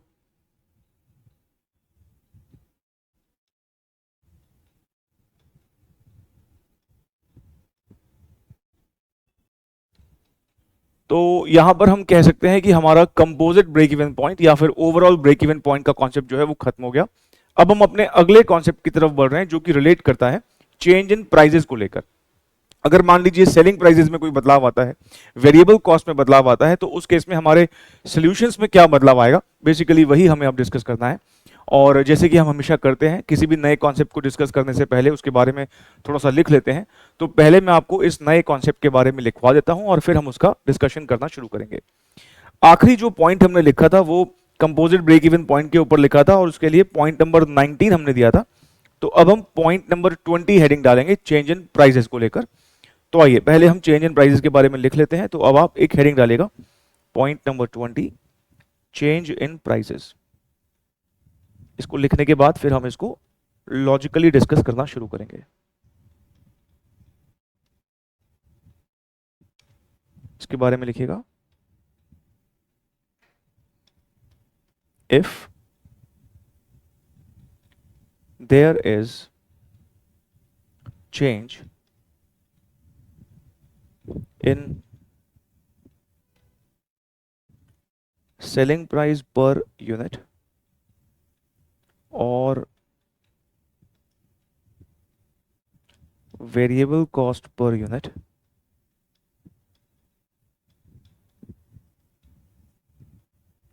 comma contribution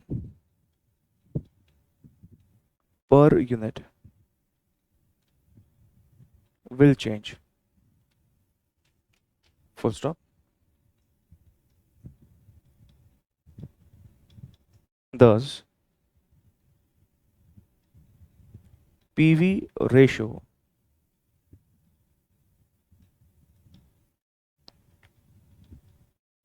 will also change. फिर लिखेगा in the questions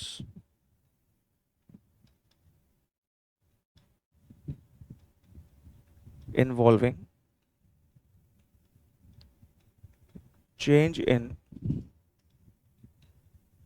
selling price or variable cost, comma, we have to calculate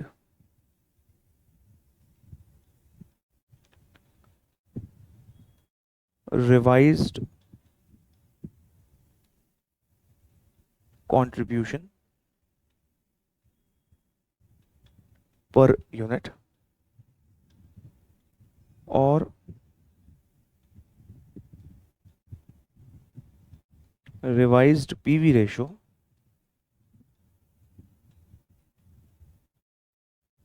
as per need of question.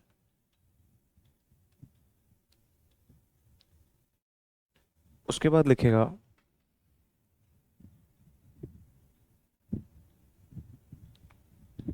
in the questions involving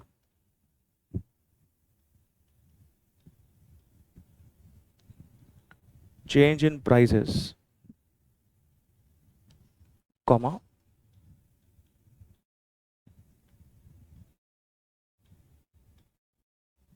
per unit data is required, full stop. If per unit data is missing, comma, then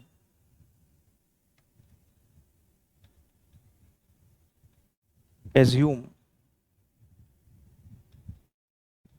per unit data.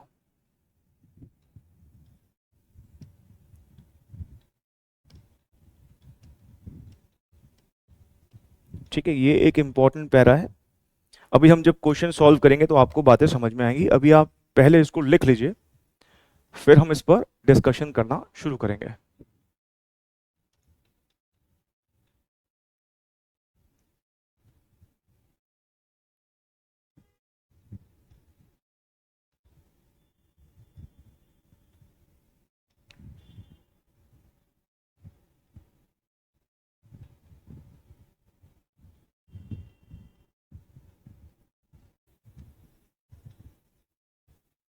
तो फिर आइए इसको discuss करना शुरू करते हैं। हो सके तो प्लीज अपने पेन छोड़ के मेरी बातों को बड़े ध्यान से सुनेगा। देखिए, अगर आपको शुरुआत के डिस्कशन याद हो, जब हमने बिल्कुल बेसिक्स पर बात करी थी, तो हमने वहां पर एक समोसे का एग्जाम्पल लिया था। हमारा एक समोसा वहां पर 10 रुपए का बिकता था और इस समोसे को बनाने के लिए हमें वेरिएबल कॉस्ट जो पड़ती थी वो 6 रुपए की पड़ती थी, और हर एक समोसा बेचने पर हमें कॉन्ट्रीब्यूशन मिलता था 4 रुपए का। और अगर हम यहाँ पर पीवी रेशियो निकाल रहे थे तो हमारी पीवी रेशियो बेसिकली 40% आई थी, क्योंकि पीवी रेशियो क्या होता है, कॉन्ट्रीब्यूशन परसेंटेज में होता है। तो अगर हम 4/10 करते हैं तो हमारा पीवी रेशियो कितना आया, 0.4। फिर मैंने आपसे कहा था कि ये पीवी रेशियो आप किसी भी लेवल पर निकाल लीजिए, ये सेम ही आएगा, मतलब 40% ही आएगा।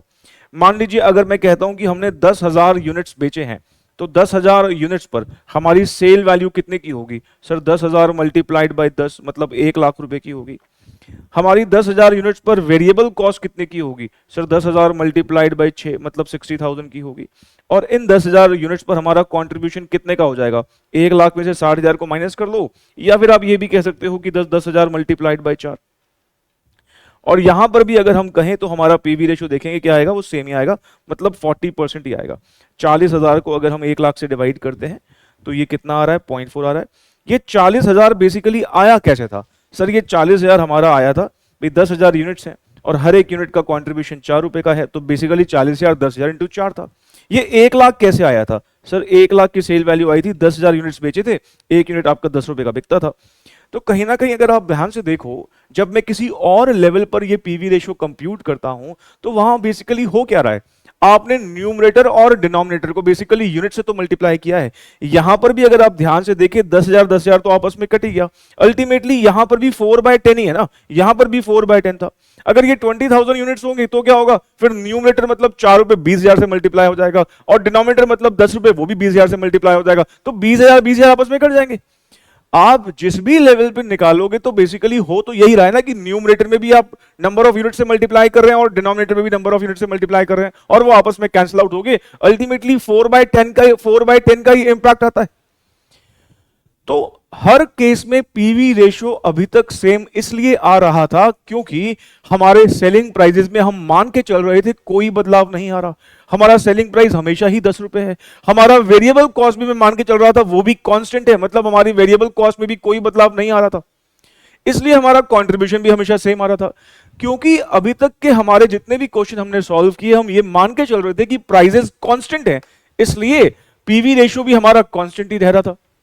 लेकिन प्रैक्टिकल सिनेरियो देखो, क्या ऐसा पॉसिबल है? आपने कभी देखा है अपने घर के आसपास कोई सामान पिछले कितने सालों से सेम ही प्राइस पे मिल रहा हो? नहीं। आप समोसे का ही एग्जाम्पल लेंगे तो आज समोसा शायद ही कोई दुकानदार, अगर मैं दिल्ली की बात करूं, शायद ही कोई दुकानदार 10 रुपए का समोसा बेच रहा होगा। पहले कभी 5-6 रुपए का भी बिकता था, फिर 8-9 रुपए हुआ, 10 रुपए हुआ, आज 12, 15, 18, 20, 22, और अगर अब बीकानेर या फिर हल्दीराम चले जाओ तो शायद और भी महंगा हो। कहने का मतलब ये कि समोसे के प्राइसेस लगातार बढ़ रहे हैं ना। अगर मैं गाड़ियों की बात करूं, कार मैन्युफैक्चरर्स की बात करूं, उनके भी प्राइसेस लगातार बढ़ रहे हैं। और ये बदलाव क्यों आते हैं? क्योंकि प्राइसेस, अगर जो हम मान लो अगर हम किसी भी चीज का प्रोडक्शन कर रहे हैं तो जो उसमें इनपुट लगता है वो इनपुट की कॉस्ट लगातार बढ़ती रहती है, इन्फ्लेशन भी आता है। कई बार किसी और फैक्टर्स के कारण प्राइसेस बढ़ जाते हैं। फॉर एग्जांपल जैसे मैंने कहा समोसे की बात करें तो वहां पे वेरिएबल कॉस्ट में आलू की कॉस्ट एक वेरिएबल कॉस्ट है। अब आलू की फसल मान लो किसी पर्टिकुलर ईयर में अच्छी नहीं हुई, प्रोडक्शन कम हुई, तो डिमांड तो इतनी रहेगी पूरे इंडिया में, प्रोडक्शन कम है, सप्लाई कम है, तो बहुत ऑब्वियस ही बात है आलू के प्राइसेस बढ़ेंगे।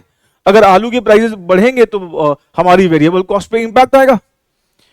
ऐसे अगर मैं एशियन पेंट्स की बात करूं तो वो पेंट मैन्युफैक्चर करते हैं, और पेंट मैन्युफैक्चर करने के लिए ऑयल की जरूरत पड़ती है, और ऑयल जो है इंटरनेशनली ड्रिवन है, ऑयल के प्राइसेस इंटरनेशनली ड्रिवन है। मिडिल ईस्ट में कुछ प्रॉब्लम होता है तो यहां पर ऑयल के दाम बढ़ जाते हैं। इसका मतलब ऑयल का दाम बढ़ेगा तो पेंट का दाम भी बढ़ना चाहिए, और या फिर ये कहें एशियन पेंट्स के लिए वेरिएबल कॉस्ट जो है वो इंपैक्ट करेगी। मारुति की बात करते हैं, वो गाड़ियां बनाते हैं, गाड़ियां बनाने के लिए स्टील चाहिए। अब स्टील के प्राइसेस भी आप देखोगे वो भी इंटरनेशनली ड्रिवन है, तो स्टील के प्राइसेस बदलेंगे तो मारुति का भी जो कार का वेरिएबल कॉस्ट है वो भी चेंज हो जाएगा। कहने का मतलब ये है कि हम जिस सिनेरियो में प्रैक्टिकल वर्ल्ड में अगर हम देखें तो प्राइसेस कांस्टेंट रहें, ये एक हाइपोथेटिकल सिचुएशन है। प्राइसेस तो चेंज होंगे, और प्राइसेस चेंज होंगे तो कंट्रीब्यूशन पर यूनिट बदलेगा, कंट्रीब्यूशन पर यूनिट बदलेगा तो पीवी रेशियो बदलेगा। अब ये बात मैं एक एग्जांपल की मदद से, नंबर्स की मदद से बताऊंगा और ज्यादा बेहतर आपको समझ में आएगी। चेंज इन प्राइसेस के कॉन्सेप्ट को समझाने के लिए अगर मैं वही समोसे वाला एग्जांपल लूं तो मुझे बताइए हमारा हर एक समोसा मार्केट में कितने रुपए का बिक रहा था? सर 10 रुपए का बिक रहा था। और समोसे को बनाने की वेरिएबल कॉस्ट हमें कितने की पड़ रही थी घर में? 6 रुपए की। इसका मतलब हर एक समोसे पर हमें 4 रुपए का कॉन्ट्रीब्यूशन मिल रहा था। और अगर इसी कॉन्ट्रीब्यूशन को हम परसेंटेज में निकाले, मतलब अगर पीवी रेशियो निकाले तो पीवी रेशियो हमारी कितने की आएगी? सर पीवी रेशियो हो गया 4/10, मतलब 0.4 कहो या फिर 40% कहो। फिर मैंने आपसे कहा कि ये पीवी रेशियो अगर आप किसी भी लेवल पे निकालेंगे तो सेम आएगा, लेकिन सेम तभी आएगा जब प्राइसेस में कोई बदलाव ना हो। लेकिन प्रैक्टिकली ऐसा होता नहीं, प्राइसेस तो बदलते हैं। एग्जाम्पल के तौर पर जैसे मैंने अभी आपसे कहा कि मान लो किसी पर्टिकुलर ईयर मॉनसून बहुत अच्छा नहीं गया, फसल जो है इतनी बढ़िया नहीं गई, इस वजह से आलू की जो सप्लाई है वो पूरे इंडिया में कम हो गई। अब आलू की सप्लाई कम हो गई, डिमांड उतनी है, तो बहुत ऑब्वियस सी बात है जब सप्लाई डिमांड का मिसमैच होगा तो प्राइसेस में इंक्रीज आता है, तो आलू के दाम बढ़ गए। अब आलू के दाम बढ़ेंगे तो बहुत ऑब्वियस सी बात है हमारी समोसा बनाने की वेरिएबल कॉस्ट भी बढ़ जाएगी। और मान लीजिए समोसा बनाने की वेरिएबल कॉस्ट अब हमारी 7 रुपए की हो गई। अब कायदा तो यही कहता है कि अगर आपकी कॉस्ट बढ़ी है तो आप अपना सेलिंग प्राइस बढ़ाओ, लेकिन जब मैं आसपास अपने कॉम्पिटिटर को देखता हूं तो सारे के सारे शांत बैठे हैं, सारे के सारे अभी भी समोसा 10 रुपए का ही बेच रहे हैं। और हो सकता है कि वो 10 रुपए का इसलिए बेच रहे हूं क्योंकि उनको लगता है कि प्राइस सेंसिटिव कस्टमर है, कहीं 10 रुपए का समोसा हमने 11 का कर दिया तो जो कस्टमर्स है कहीं कचौड़ी पे शिफ्ट ना हो जाए, क्योंकि उसमें तो आलू लगता नहीं है। तो क्योंकि हमारे कॉम्पिटिटर जो हैं वो 10 रुपए का ही समोसा बेच रहे हैं, अगर हमने अकेले ने 11 रुपए का कर दिया तो हमारे सारे कस्टमर्स कहां चले जाएंगे? कॉम्पिटिटर के पास। तो हमने कहा भाई हम सेलिंग प्राइस को तो नहीं छेड़ पाएंगे, इसलिए हमें मजबूरी में समोसा अभी भी 10 रुपए का ही बेचना पड़ रहा है। अगर हम 10 रुपए का समोसा बेचेंगे, कॉस्ट हमारी 7 रुपए हुई है, इसका मतलब अब हमें हर एक यूनिट पर 3 रुपए का ही कंट्रीब्यूशन बचेगा। जैसे ही कंट्रीब्यूशन बदला, आप देख लो आपका पीवी रेशियो चेंज हो गया। अब हमारा पीवी रेशियो क्या हो जाएगा? 3/10, मतलब 30%। क्योंकि अब हमें हर एक यूनिट पर कम कंट्रीब्यूशन मिल रहा है। पहले 4 रुपए का मिलता था, अब 3 रुपए का मिलेगा, तो बहुत ऑब्वियस सी बात है हमारा कंट्रीब्यूशन पर यूनिट क्योंकि कम हो गया, तो हमारा पीवी रेशियो बदल गया। अब एक और सिनेरियो समझो, मान लो हमारी ना गुडविल या रेपुटेशन मार्केट में बहुत बढ़ गई, और जिसकी वजह से कस्टमर्स के दिमाग में हमारे लिए एक बहुत ही पॉजिटिव परसेप्शन आ गया। उनको लगता है कि हमारा जो प्रोडक्ट है वो बहुत क्वालिटी प्रोडक्ट है, मतलब उनका ट्रस्ट डेवलप हो गया। एग्जाम्पल के तौर पर मान लो आपको अपने स्टडी रूम के लिए एक बल्ब लेना है, और आप मार्केट में जाते हैं, किसी बिजली की दुकान पे जाते हैं, और अब वहां पर आपको एक मान लो XYZ कंपनी का बल्ब दिख रहा है और एक हैवेल्स का दिख रहा है, तो आप किसका प्रेफर करोगे? हैवेल्स का। अगर प्राइसेस में बहुत ज्यादा चेंज मतलब डिफरेंस नहीं है तो आप क्या कहोगे? भाई हैवेल्स का ही दे। क्यों? क्योंकि आपको लगता है कि हैवेल्स जो है बेहतर बल्ब बना रही है, बेहतर इलेक्ट्रिकल इक्विपमेंट बना रही है। इसका मतलब यह कि आपके दिमाग में हैवेल्स को लेकर एक ट्रस्ट है, आपके दिमाग में हैवेल्स को लेकर एक पॉजिटिव परसेप्शन है, जिसकी वजह से हैवेल्स वाले आपसे एक प्रीमियम प्राइसिंग चार्ज कर रहे हैं। तो अगर हमारा परसेप्शन, अगर मान लो हमारे प्रोडक्ट को लेकर परसेप्शन मार्केट में अच्छा है, तो हम उसकी वजह से प्रीमियम चार्ज कर सकते हैं। मान लो हमारा समोसा जो है वो बहुत फेमस हो गया, कोई फूड ब्लॉगर हमारे यहां पर आया, उसने फेमस कर दिया, और हमने कहा भाई मौका अच्छा है, अपने प्रोडक्ट का प्राइस बढ़ा दो। जैसे सपोज अगर मान लो आप घर के आसपास किसी हलवाई से समोसा खाओगे तो शायद आप 10, 12, 15 रुपए दो, लेकिन वहीं अगर आप हल्दीराम चले जाओगे या बीकानेर चले जाओगे तो वहां पर आपका परसेप्शन बदल जाएगा, आप उसी समोसे के 25 रुपए देने को भी तैयार हो। भले ही ये हो सकता है कि उसने समोसा बाहर वाले से किसी ने खरीद के, मान लो बाहर वही समोसा 10 का बिकता है, और वही समोसा उठा के अगर हल्दीराम वाला अपने यहां पे रख देगा, समोसे का दाम ऑटोमेटिकली बढ़ गया। नहीं तो मान लीजिए हमारा जो हमारे प्रोडक्ट को लेकर जो परसेप्शन है वो कस्टमर्स में बढ़ गया, जिसकी वजह से हमने अपना सेलिंग प्राइस बढ़ा दिया, और अब हम कह रहे हैं कि हम ना समोसा 10 रुपए का नहीं बेचेंगे, 12 रुपए का बेचेंगे। और मान लो मॉनसून बिल्कुल ठीक ठाक रहा, बिल्कुल सप्लाई डिमांड बिल्कुल मैच थी, फसल बहुत बढ़िया रही, इसलिए आलू के दाम में मान लो कोई बदलाव नहीं आया, वो अभी भी जितने का पहले मिलता था अभी भी उतने का ही मिल रहा है, और इसलिए हमारी वेरिएबल कॉस्ट मान लो सेम रही। पहली सिचुएशन मैंने आपको क्या बताई? जहां पर हमने बोला कि हमारी मान लो वेरिएबल कॉस्ट बढ़ गई लेकिन सेलिंग प्राइस सेम रहा, ठीक है ना। और दूसरी सिचुएशन में अब आपके सामने क्या कह रहा हूं? दूसरी सिचुएशन ये है कि मान लो सेलिंग प्राइस हमने बढ़ा दिया। सेलिंग प्राइस क्यों बढ़ाया? क्योंकि हमारी मार्केट में गुडविल बढ़ गई, लेकिन वेरिएबल कॉस्ट मान लो सेम ही है। अब कुछ बच्चों को लगता है कि अगर सेलिंग प्राइस बढ़ाया तो सर वेरिएबल कॉस्ट भी बढ़ाओ। अरे भाई क्यों बढ़ाए? अगर मैंने मान लो समोसे का रेट बढ़ा दिया तो क्या मैं आलू वाले को बोलूं भाई तू अपने आलू का दाम क्यों नहीं बढ़ाता? आलू वाला क्या कहेगा? भैया पीछे से यही रेट आ रहा है, आलू के दाम नहीं बढ़े तो मैं कैसे बढ़ा दूं? इसका मतलब यह कि अगर सेलिंग प्राइस बढ़ा रहे हैं तो वेरिएबल कॉस्ट बढ़ना जरूरी थोड़ी है। हम अपने कॉम्पिटिटर से ज्यादा महंगा क्यों बेच पा रहे हैं? क्योंकि कस्टमर्स को लगता है कि हमारा जो प्रोडक्ट है वो कॉम्पिटिटर से बेहतर है, इसलिए वो प्रीमियम देने को तैयार है। लेकिन जहां तक वेरिएबल कॉस्ट का सवाल है, भाई मेरा कॉम्पिटिटर जहां से आलू खरीद के लेके आता है, जिस सब्जी मंडी से वो आलू लाता है, मैं भी उसी सब्जी मंडी से लेके आता हूं, इसलिए वेरिएबल कॉस्ट हमारी कॉम्पिटिटर जैसी है, मतलब कोई बदलाव नहीं आया। तो एक सिनेरियो आपके सामने क्या है जहां पर हमने कहा कि वेरिएबल कॉस्ट बढ़ जाए, वेरिएबल कॉस्ट बढ़ेगी तब भी कंट्रीब्यूशन बदल जाएगा, इसलिए पीवी रेशियो बदल गई। और दूसरा सिचुएशन क्या कह रहा हूं कि हमने वेरिएबल कॉस्ट तो सेम है लेकिन सेलिंग प्राइस बढ़ा दिया। अगर सेलिंग प्राइस बढ़ जाएगा तो भी हमारा कंट्रीब्यूशन चेंज हो जाएगा, और कंट्रीब्यूशन अब हमारा कितने रुपए का हो गया? 6 रुपए का। अब हमारी पीवी रेशियो देखो कितनी हो गई? 6/12, 50% की हो गई, 0.5। एक तीसरी सिचुएशन जो कि ज्यादा प्रैक्टिकल है, मान लो मैं कह रहा हूं कि वेरिएबल कॉस्ट बढ़ गई क्योंकि आलू के रेट बढ़ गए तो वेरिएबल कॉस्ट बढ़ गया, और मान लो हमारा वेरिएबल कॉस्ट ना 6 रुपए से बढ़ के 7.5 रुपए हो गया, मतलब 1.5 रुपए से हमारा वेरिएबल कॉस्ट बढ़ गया। अब मैं आसपास देखता हूं तो मेरे कॉम्पिटिटर इस बार सेलिंग प्राइस तो बढ़ा रहे हैं लेकिन ना ज्यादा नहीं बढ़ा पा रहे। उनको लगता है कि ज्यादा बढ़ा दिया तो फिर हमारा कस्टमर टूट जाएगा, इसलिए सेलिंग प्राइस तो सबने बढ़ाया लेकिन 1.5 रुपए से नहीं बढ़ाया, मान लो 11 रुपए कर दिया उन्होंने सबने। तो हमने कहा ठीक है, अगर हमारे कॉम्पिटिटर 11 का बेच रहे हैं तो हम भी 11 का बेच सकते हैं। अगर हमने अब 11 रुपए का बेचा तो अब हमें हर एक यूनिट पर कंट्रीब्यूशन कितने का पड़ेगा? 11 माइनस 7.5 कितना आ रहा है? 3.5। और हमारा पीवी रेशियो अब क्या होगा? 3.5 डिवाइड बाई 11, 3.5 को 11 से डिवाइड करता हूं तो हमारा पीवी रेशियो आ रहा है 0.32, 32%।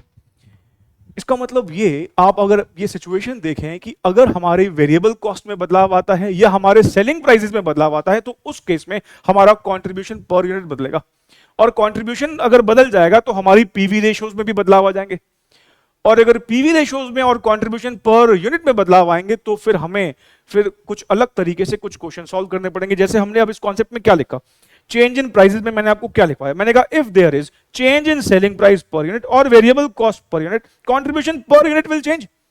और कंट्रीब्यूशन बदलेगा तो ऑफ कोर्स क्या बदलेगी, पीवी रेशियो बदलेगी। ये हमने अभी प्रूव भी कर दिया। In the questions involving change in selling price और variable cost we have to calculate revised contribution per unit और revised PV ratio as per the need of question. Depend करता है कि हमसे यूनिट्स मांगे गए हैं या रुपीस मांगा गया है, सेल्स इन यूनिट्स मांगे गए हैं, सेल्स इन रुपीस मांगा गया है। उस वजह से हमें अगर प्राइस में बदलाव आया है तो नया वाला कंट्रीब्यूशन पर यूनिट चाहिए होगा, और या फिर नई वाली पीवी रेशियो चाहिए होगी। अब जब क्वेश्चन आएंगे तो आपको ज्यादा बेहतर समझ में आएंगी बातें। फिर मैंने एक यहां पर डब्बे में एक बहुत ही इंपॉर्टेंट नोट लिखवाया, अगर क्वेश्चन में प्राइस चेंजेस की बात है तो हमें ऐसे क्वेश्चंस में पर यूनिट डेटा चाहिए होता है, और अगर पर यूनिट डेटा क्वेश्चन में नहीं दे रखा होगा तो फिर हमें एज्यूम करके क्वेश्चन को सॉल्व करना पड़ेगा। अभी ये बात आपको लगेगा अरे एजम्पशन लेनी पड़ेगी, ये हो जाएगा वो जाएगा, सिंपल सी बात है। अभी देखना, आप क्वेश्चन की प्रैक्टिस करवाऊंगा ना आपको, बहुत बढ़िया से हर बात समझ में आएगी। आपने पीछे भी देखा होगा, जब हम कोई कॉन्सेप्ट शुरू करते हैं तो शुरुआत में लगता होगा अरे कहीं डिफिकल्ट ना हो, मुश्किल ना हो, लेकिन जैसे ही हम प्रैक्टिस करने लगते हैं आपको लगता है अरे सिंपल तो था, कोई दिक्कत नहीं है। तो इस कॉन्सेप्ट में भी आपको ऐसा ही लगेगा, ठीक है। तो आप चाहें तो इस एग्जाम्पल को जो मैंने ये लिखा है इसको चाहें तो नोट कर लीजिए, फिर हम इस पर प्रैक्टिस करना शुरू कर रहे हैं।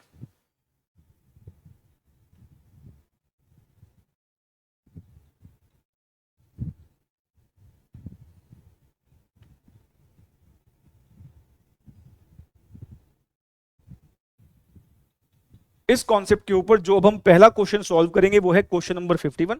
क्वेश्चन नंबर 15 अभी हमें आगे चल के करना है, ये अलग कॉन्सेप्ट पर बेस्ड है। अभी हम क्वेश्चन नंबर 51 की बात कर रहे हैं। क्वेश्चन नंबर 51 में हमें फिक्स कॉस्ट रखी है 4 लाख रुपीस की, सेलिंग प्राइस हमारा हर एक यूनिट का कितने रुपए है, 100 रुपए का है, और हमारी हर एक यूनिट की वेरिएबल कॉस्ट 60 रुपीस की है। कहता है it is decided by the management that selling price is to be reduced by 20%। कह रहा है सेलिंग प्राइस ना हमें 20% से घटाना है, ये मैनेजमेंट ने डिसाइड किया है। अब मैनेजमेंट क्यों डिसाइड करेगी ऐसा, भाई हो सकता है कि बहुत सारा कंपटीशन आ रहा हो और कंपटीशन के चलते हमें भी अपना सेलिंग प्राइस घटाना पड़ रहा है, क्योंकि बाकी लोग घटा रहे हैं, बाकी कॉम्पिटिटर घटा रहे हैं, तो हम नहीं घटाएंगे तो हमारा भी कस्टमर कहीं और चले जाएगा। तो हमने कहा ठीक है हम भी गिराते हैं, 20% से हमने अपना सेलिंग प्राइस गिराया, और हमसे कह रहा है कि ओरिजिनल ब्रेक इवन पॉइंट निकाल दो यूनिट्स में। इसका मतलब सेलिंग प्राइस घटाने से पहले हमारा क्या ब्रेक इवन था, और रिवाइज्ड ब्रेक इवन पॉइंट निकाल दो, मतलब सेलिंग प्राइस घटाने के बाद हमारा क्या ब्रेक इवन है। हमें यहां पर ओरिजिनल और रिवाइज्ड दोनों ब्रेक इवन पॉइंट निकालने हैं। तो ठीक है, फिर आइए जरा इस क्वेश्चन को देख लेते हैं कैसे सॉल्व करना है।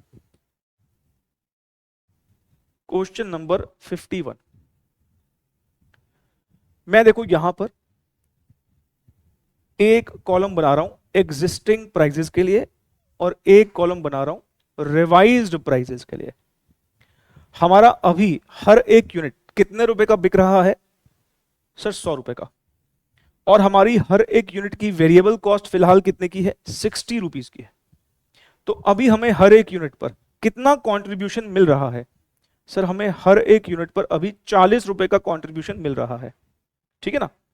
अब यहां पर क्या डिसाइड किया है मैनेजमेंट ने कि हम अपना सेलिंग प्राइस जो है वो कितने रुपए से गिराएंगे, सेलिंग प्राइस हम 20% से गिराएंगे। तो 100 रुपए अभी हम चार्ज कर रहे हैं, 100 रुपए का 20% होता है 20 रुपए।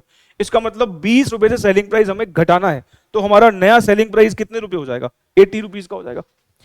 तो ये 80 कैसे आया सर, 100 में से 100 का 20% लेस करके। अच्छा अब एक बात बताइए, हम अपना सेलिंग प्राइस घटा रहे हैं तो क्या हमारा वेरिएबल कॉस्ट भी घट जाएगा, नहीं, वेरिएबल कॉस्ट तो वही रहने वाला है। भाई हमें समोसे का दाम घटाना पड़ रहा है, आलू वाला क्या घटाएगा, आलू वाले को बोले भाई देख हमने अपना समोसे का रेट कम किया है तो तू भी आलू का दाम कम लगा दे, वो कहे भाई नहीं यही रेट है, लेना है लो कोई बात नहीं। इसका मतलब ये कि वेरिएबल कॉस्ट जो है वो सेम रहने वाली है। कुछ बच्चों को ना फिर लगती है एक बात कि सर आप तो कहते थे कि वेरिएबल कॉस्ट डायरेक्ट प्रोपोर्शन में बढ़ती घटती है, पर डायरेक्ट प्रोपोर्शन में कब बढ़ती घटती है, नंबर ऑफ यूनिट्स अगर बढ़े तो हमारी वेरिएबल कॉस्ट बढ़ती है, नंबर ऑफ यूनिट्स अगर घटे तो वेरिएबल कॉस्ट घटती है। यहां तो ये दोनों ही डेटा एक यूनिट का है ना, ये भी एक यूनिट का, ये भी एक यूनिट का है। क्या सेल हमारी बढ़ गई क्या, नहीं, यहां तो मैं एक यूनिट पर बात कर रहा हूं, एक यूनिट का हमने सेलिंग प्राइस कम कर दिया, तो एक यूनिट का वेरिएबल कॉस्ट तो वही रहेगा ना। जब हम बोलते थे कि वेरिएबल कॉस्ट डायरेक्ट प्रोपोर्शन में बढ़ती घटती है, इसका क्या मतलब होता था कि सेल बढ़ेगी तो वेरिएबल कॉस्ट बढ़ेगी, सेल डबल तो वेरिएबल कॉस्ट डबल, सेल 1.5 गुना वेरिएबल कॉस्ट 1.5 गुना। लेकिन यहां तो एक ही यूनिट पर बात हो रही है ना, यहां हमने एक यूनिट के प्राइस पर बात करी है। तो अगर हम अपना एक यूनिट का सेलिंग प्राइस घटाएंगे, तो अभी भी आपने तो मेरे साथ बात करी थी कि अगर हम सेलिंग प्राइस घटाएंगे या बढ़ाएंगे तो भाई हमारा जो भी हमारा इनपुट प्रोवाइडर है जिससे हम रॉ मटेरियल खरीद रहे हैं, वो अपना दाम थोड़ी चेंज करेगा। तो इसलिए हमने कहा भाई हमारी वेरिएबल कॉस्ट तो 60 ही रहने वाली है। अब हमें हर एक यूनिट पर कितने का कंट्रीब्यूशन बचता है? 20 रुपए का। सबसे पहले मैं अगर आपसे पूछूं कि बताइए हमारा ओरिजिनल ब्रेक इवन पॉइंट क्या है, तो आप क्या बोलेंगे? ओरिजिनल ब्रेक इवन पॉइंट हमें यूनिट्स में निकालना है। ओरिजिनल ब्रेक इवन पॉइंट अगर यूनिट्स में निकालना हो तो फॉर्मूला होता है fix cost divided by contribution per unit. Fix cost divided by contribution per unit. हमारी फिक्स कॉस्ट 4 लाख रुपए की थी और हमारा अभी ओरिजिनल कंट्रीब्यूशन कितने रुपए का है? प्राइजेस के बदलाव से पहले हमारा कंट्रीब्यूशन 40 रुपए का है हर एक यूनिट पर। इसका मतलब यह हुआ कि 4 लाख को 40 से डिवाइड करके आ रहा है 10,000 यूनिट्स। इसका मतलब ओरिजिनली जब हम 100 रुपए का यूनिट बेचते थे तो हमारा ब्रेक इवन कब आता है? 10,000 यूनिट्स पे आता है। लेकिन अब उसने कहा है कि रिवाइज्ड ब्रेक इवन पॉइंट भी निकालिए, रिवाइज्ड ब्रेक इवन पॉइंट भी निकालिए। अब ध्यान से देखिएगा प्लीज, अगर रिवाइज्ड ब्रेक इवन पॉइंट निकालेगा तो देखो हमारी फिक्स कॉस्ट तो सेम ही है, फिक्स कॉस्ट तो हमारी चेंज नहीं हुई, अभी भी 4 लाख रुपए का ही फिक्स खर्चा आता है हमारा। लेकिन प्राइजेस बदलने की वजह से हमारा कंट्रीब्यूशन जो है वो चेंज हो गया। अब ध्यान रखिए डिनोमिनेटर में हम क्या लिखेंगे? Revised contribution per unit. क्या लिखेंगे? Revised contribution per unit. तो अब ना हम अगर ध्यान से देखें तो हमें हर एक यूनिट पर अब 40 रुपए तो बचते ही नहीं, अब तो 20 रुपए बचते हैं। तो 4 लाख को अगर मैं 20 से डिवाइड करता हूं तो ये आ रहा है 20,000 यूनिट्स। ये क्या आ रहा है? 20,000 यूनिट्स।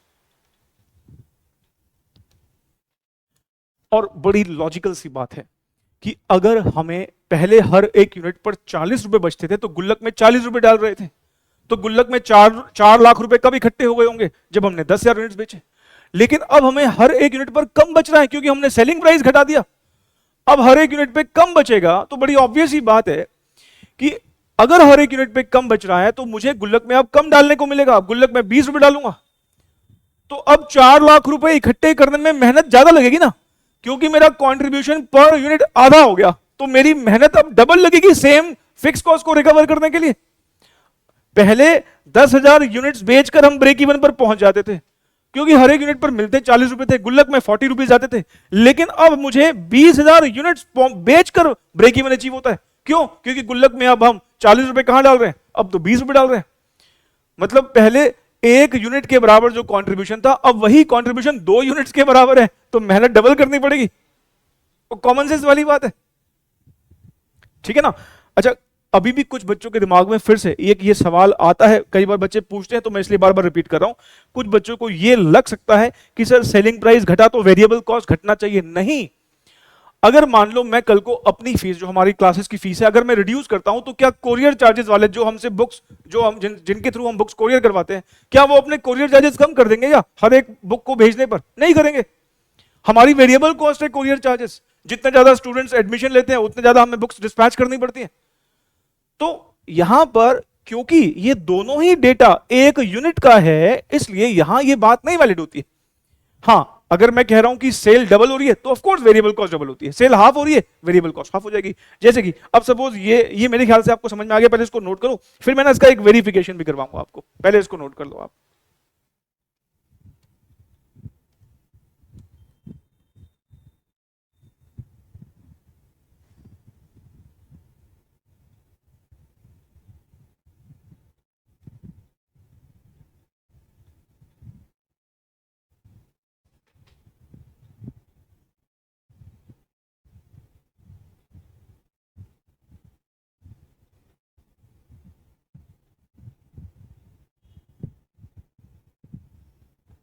किया?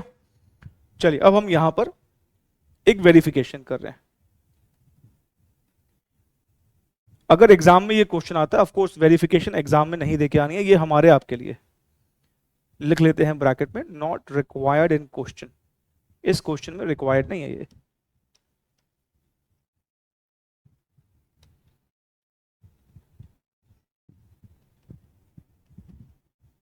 हमारा ओरिजिनल ब्रेक इवन पॉइंट कितना है सर? 10,000 यूनिट्स।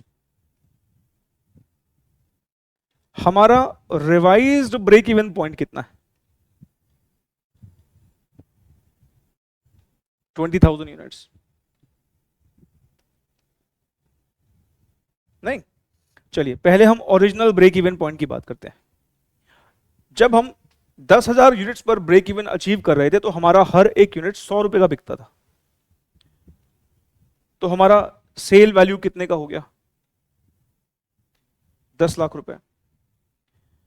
और हमारी हर एक यूनिट पर वेरिएबल कॉस्ट कितने की हो गई? 10,000 मल्टीप्लाइड बाय 60, 6 लाख रुपए। पहले हम ओरिजिनल की बात कर रहे हैं, ठीक है ना, प्राइजेस में जब बदलाव नहीं आए थे। तो हमारा कंट्रीब्यूशन टोटल कितने का हुआ था सर? हमारा कंट्रीब्यूशन आया था 4 लाख रुपए का। और आप देख पा रहे हैं कि हमारी फिक्स कॉस्ट तो 4 लाख की थी, तो इसलिए हमारा ब्रेक इवन पर प्रॉफिट क्या होता है? 0 होता है ना। तो पहले हमारा ब्रेक इवन पॉइंट जो है 10,000 यूनिट्स बेच के आ जाता था, हमारा प्रॉफिट देख लो 0 है। ठीक नहीं? अब हमने प्राइजेस के साथ छेड़खानी करी तो हमारा ब्रेक इवन जो है वो बढ़ गया। अब हमारा रिवाइज्ड ब्रेक इवन पॉइंट कितना आया था? 20,000 यूनिट्स का आया था।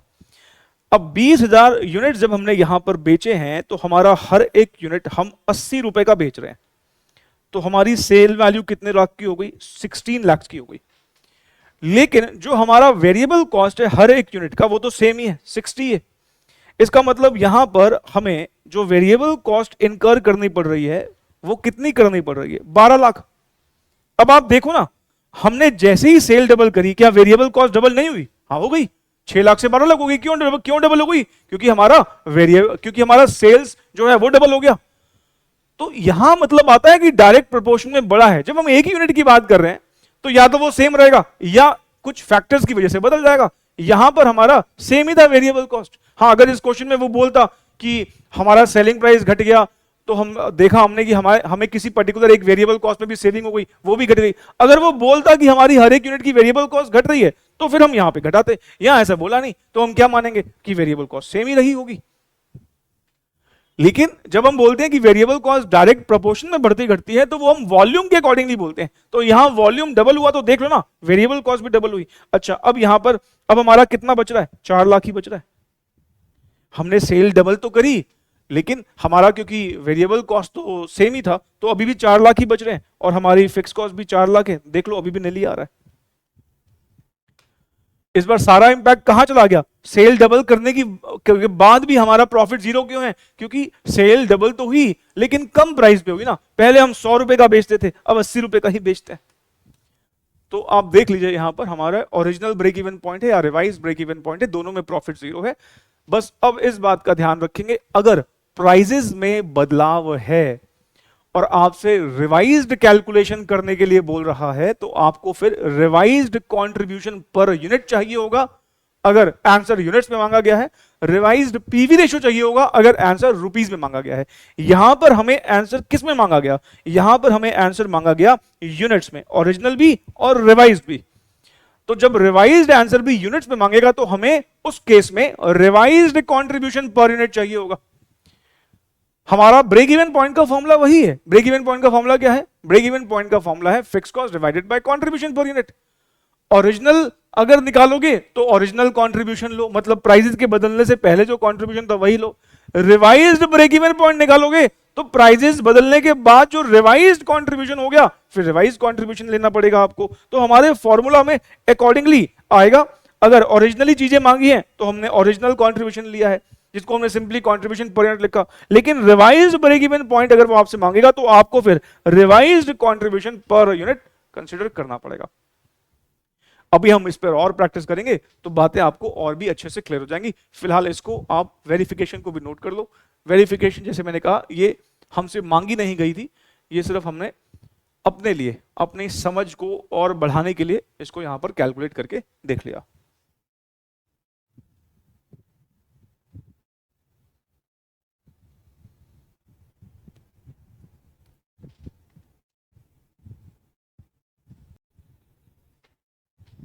अगला क्वेश्चन जो अब हम कर रहे हैं क्वेश्चन नंबर 52। अगर आप क्वेश्चन नंबर 52 की इंफॉर्मेशन देखोगे ना तो सारी इंफॉर्मेशन आपको क्वेश्चन नंबर 51 जैसी ही दिखेगी।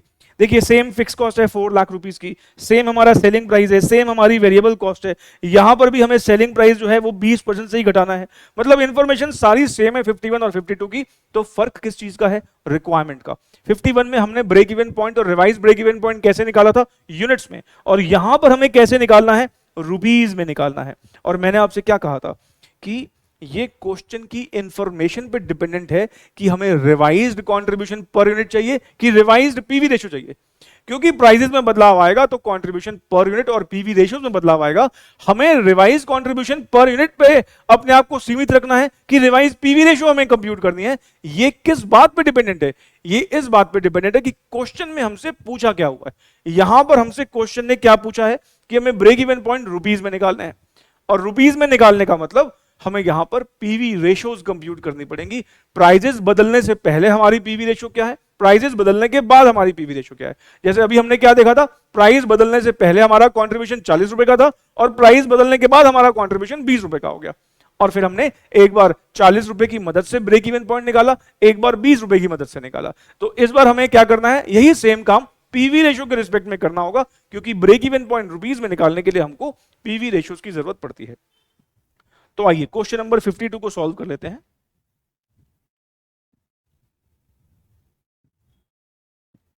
वही सेम डेटा है तो हम यहां पर एग्जिस्टिंग लिख लेते हैं, रिवाइज्ड लिख लेते हैं। हमारा अभी सेलिंग प्राइस 100 रुपए का है, हमारी वेरिएबल कॉस्ट 60 रुपीज की है। तो हमारा हर एक यूनिट का कंट्रीब्यूशन कितने रुपए का हुआ? 40 रुपए का। यहां पर भी हम कह रहे हैं कि हम ना 20% से अपना सेलिंग प्राइस घटाएंगे। तो 100 का 20% 20 रुपए होता है। सेलिंग प्राइस घटेगा तो इसका मतलब ये थोड़ी कि वेरिएबल कॉस्ट भी हमारी हर एक यूनिट की घटेगी, वो तो सेम ही रहेगी अगर क्वेश्चन में कुछ नहीं लिखा। इसका मतलब हमारा रिवाइज्ड कंट्रीब्यूशन पर यूनिट कितना आ गया? 20 रुपए। लेकिन इस बार ना हमको पीवी रेशियोज निकालनी पड़ेंगे बिकॉज आंसर रुपीज में मांगा है। तो हमारी ओरिजिनल पीवी रेशियो कितनी की हो गई? सर हमारी ओरिजिनल पीवी रेशियो हो जाएगी 0.4 या 40%। और हमारी रिवाइज्ड पीवी रेशियो देखो कितनी हो गई? 20/80 करोगे तो ये आएगा 0.25। बहुत ऑब्वियस सी बात है, अगर हमारा हर एक यूनिट का कंट्रीब्यूशन गिर जाएगा तो हमारी पीवी रेशियो भी गिरेगी। पहले हम परसेंटेज में 40% कमाते थे, अब हमारा परसेंटेज 25% का ही रह गया बिकॉज हमारा कंट्रीब्यूशन पर यूनिट जो है वो गिर गया है। तो अगर हम यहां पर अब ओरिजिनल ब्रेक इवन पॉइंट निकालें रुपीज में तो हमारा फॉर्मूला क्या होगा? हमारा फॉर्मूला होगा fix cost divided bye PV ratio. हमारी फिक्स कॉस्ट है 4 लाख रुपए की, हमारी ओरिजिनल पीवी रेशियो 0.4 है। तो हमारा original break even point 4 lakh को 0.4 से डिवाइड करके आएगा 10 लाख रुपए। और अगर हमें revised break even point compute करना होगा तो हमारे फॉर्मूला में बदलाव क्या आएगा? बदलाव यह आएगा कि सर हमें अब पीवी रेशियो रिवाइज्ड लेनी पड़ेगी, नई वाली पीवी रेशियो लेनी पड़ेगी। तो अगर हम 4 लाख को नई वाली पीवी रेशियो मतलब 0.25 से डिवाइड करेंगे तो हमारा रिवाइज्ड ब्रेक इवन पॉइंट अगर आप देखें तो 16 लाख रुपए का आएगा। 2 मिनट के लिए पेन छोड़ो, मैं लिखने का वक्त दूंगा। आप अगर देखें तो ये क्वेश्चन 51 ही तो था। और आप देखिए ना, हमने जब वेरिफिकेशन किया था तो हमारा ओरिजिनल सेल ब्रेक इवन पर कितना था? 10 लाख रुपए। भाई प्रॉफिट जीरो, इसका मतलब ये ओरिजिनल सेल, ये original break even point in rupees है। और रिवाइज ब्रेक इवन पॉइंट कितना था? 16 लाख रुपए। नहीं, ये तो हम ऊपर वेरिफिकेशन में भी देख चुके थे कि ओरिजिनल 10 लाख की सेल थी, रिवाइज 16 लाख की सेल थी। वही हमने यहां पर निकाल भी दी, रुपीज में निकाल दी।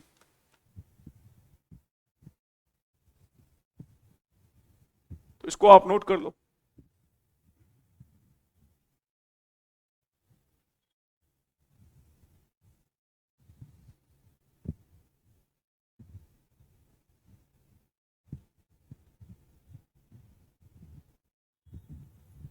देखिए चेंज इन प्राइजेस के कॉन्सेप्ट के ऊपर ना अब हम जो प्रैक्टिस करेंगे वो अगली क्लास में करेंगे। तो अभी सिर्फ मैंने एक ही क्वेश्चन करवाया है। अभी पहले क्वेश्चन करते ही ऑफ कोर्स इतना कॉन्फिडेंस नहीं आता है चेंज इन प्राइजेस पर। चेंज इन प्राइजेस को लेकर जितनी भी वैरायटी पॉसिबल है वो हम अगली क्लास में उन सारे क्वेश्चंस को टेकअप करेंगे। तो प्लीज हमेशा की तरह आप रिविजन करते रहिएगा, प्रैक्टिस करते रहिएगा। मिलेंगे हम नेक्स्ट क्लास में। Thank you so very much, take care, bye.